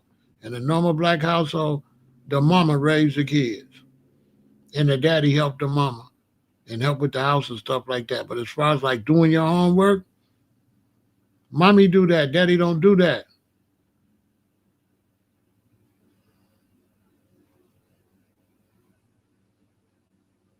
Kaisenet is a tether. The hell with her.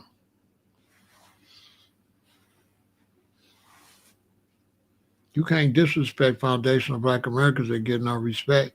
Kaisenet better check yourself. It's a big world out here.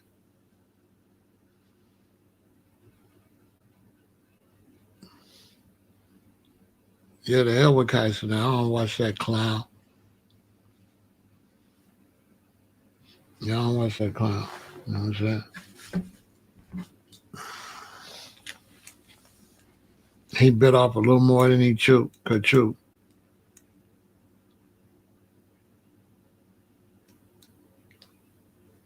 I don't got no problem with that. I got some problems with things he said about foundational black Americans. He can go.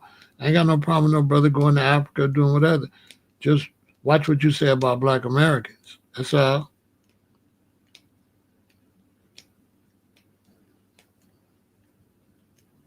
Because like some black Americans, ain't gonna really play like that.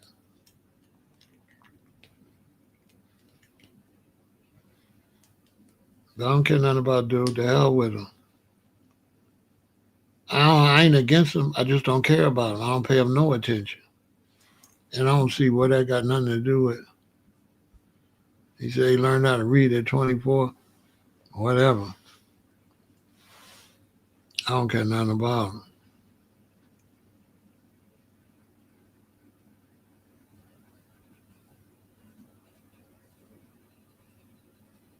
I don't know. I don't care nothing about him being no immigrant. I ain't against him being an immigrant. I don't like what he said about black Americans. As simple as that. I don't care nothing about him being no immigrant. And it was I Show Speed, right? Yeah, sure was.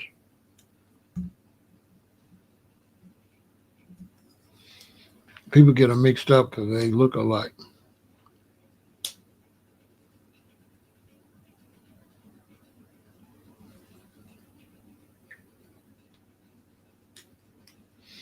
I don't got nothing against neither one of them. Kaisenet, though, he just said certain things about black Americans, that don't go away. Sometimes these dudes, they say stuff that's going to follow them a long time.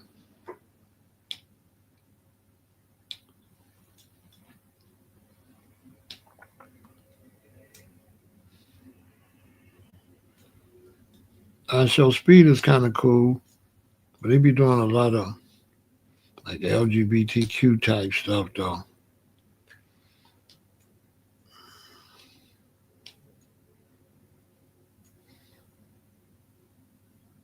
Him and that bodyguard is like, what's up with them? Oh, pause. Like him and that bodyguard is The internet, sometimes they pick your heroes on purpose.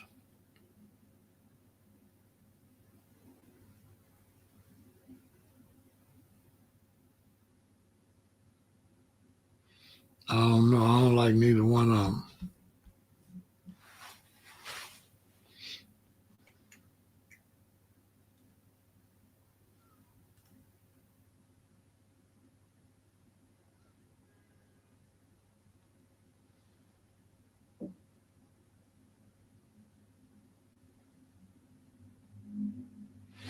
So that's that, y'all. Y'all don't want to talk about that.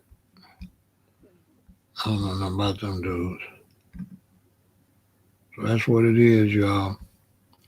You know what I'm saying? If you got any questions,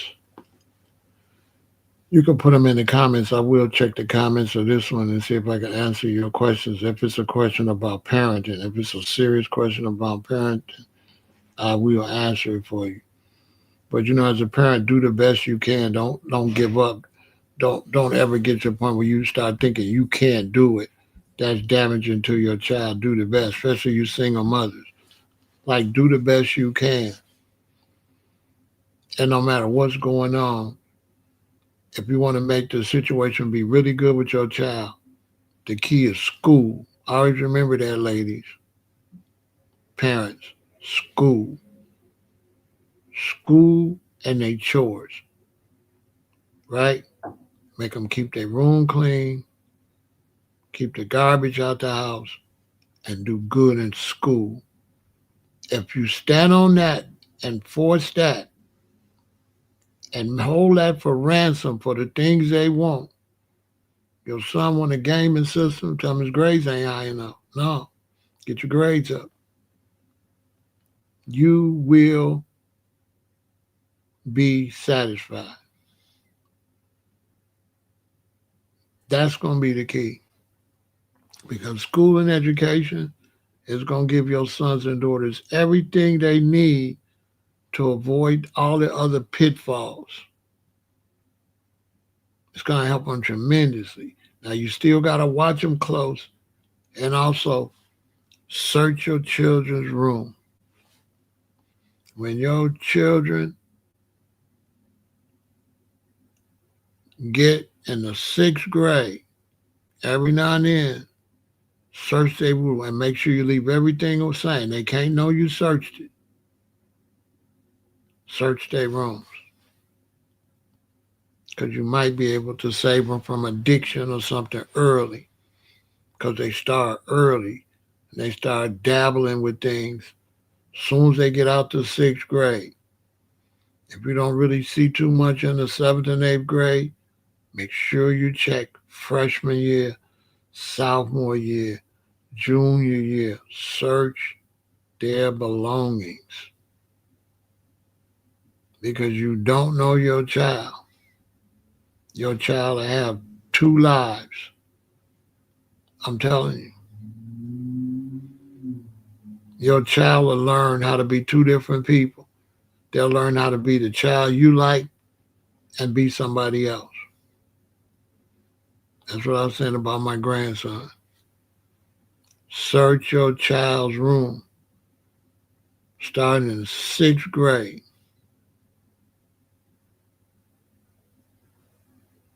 And then increase the searches freshman, sophomore, and junior year. If you don't see nothing freshman, sophomore, and junior year, you ain't got to worry about senior year. They straight. The problem going to come freshman year, sophomore year, to be honest with you. But they might not get sloppy. So you got to keep searching so you can catch them being sloppy and really pay close attention to your children. Pay close attention to their pupils, their eyes. Smell them without them knowing you're smelling them. Gotta check them to keep them away from substance abuse. That's one of the biggest problems we gonna have. I'm telling you.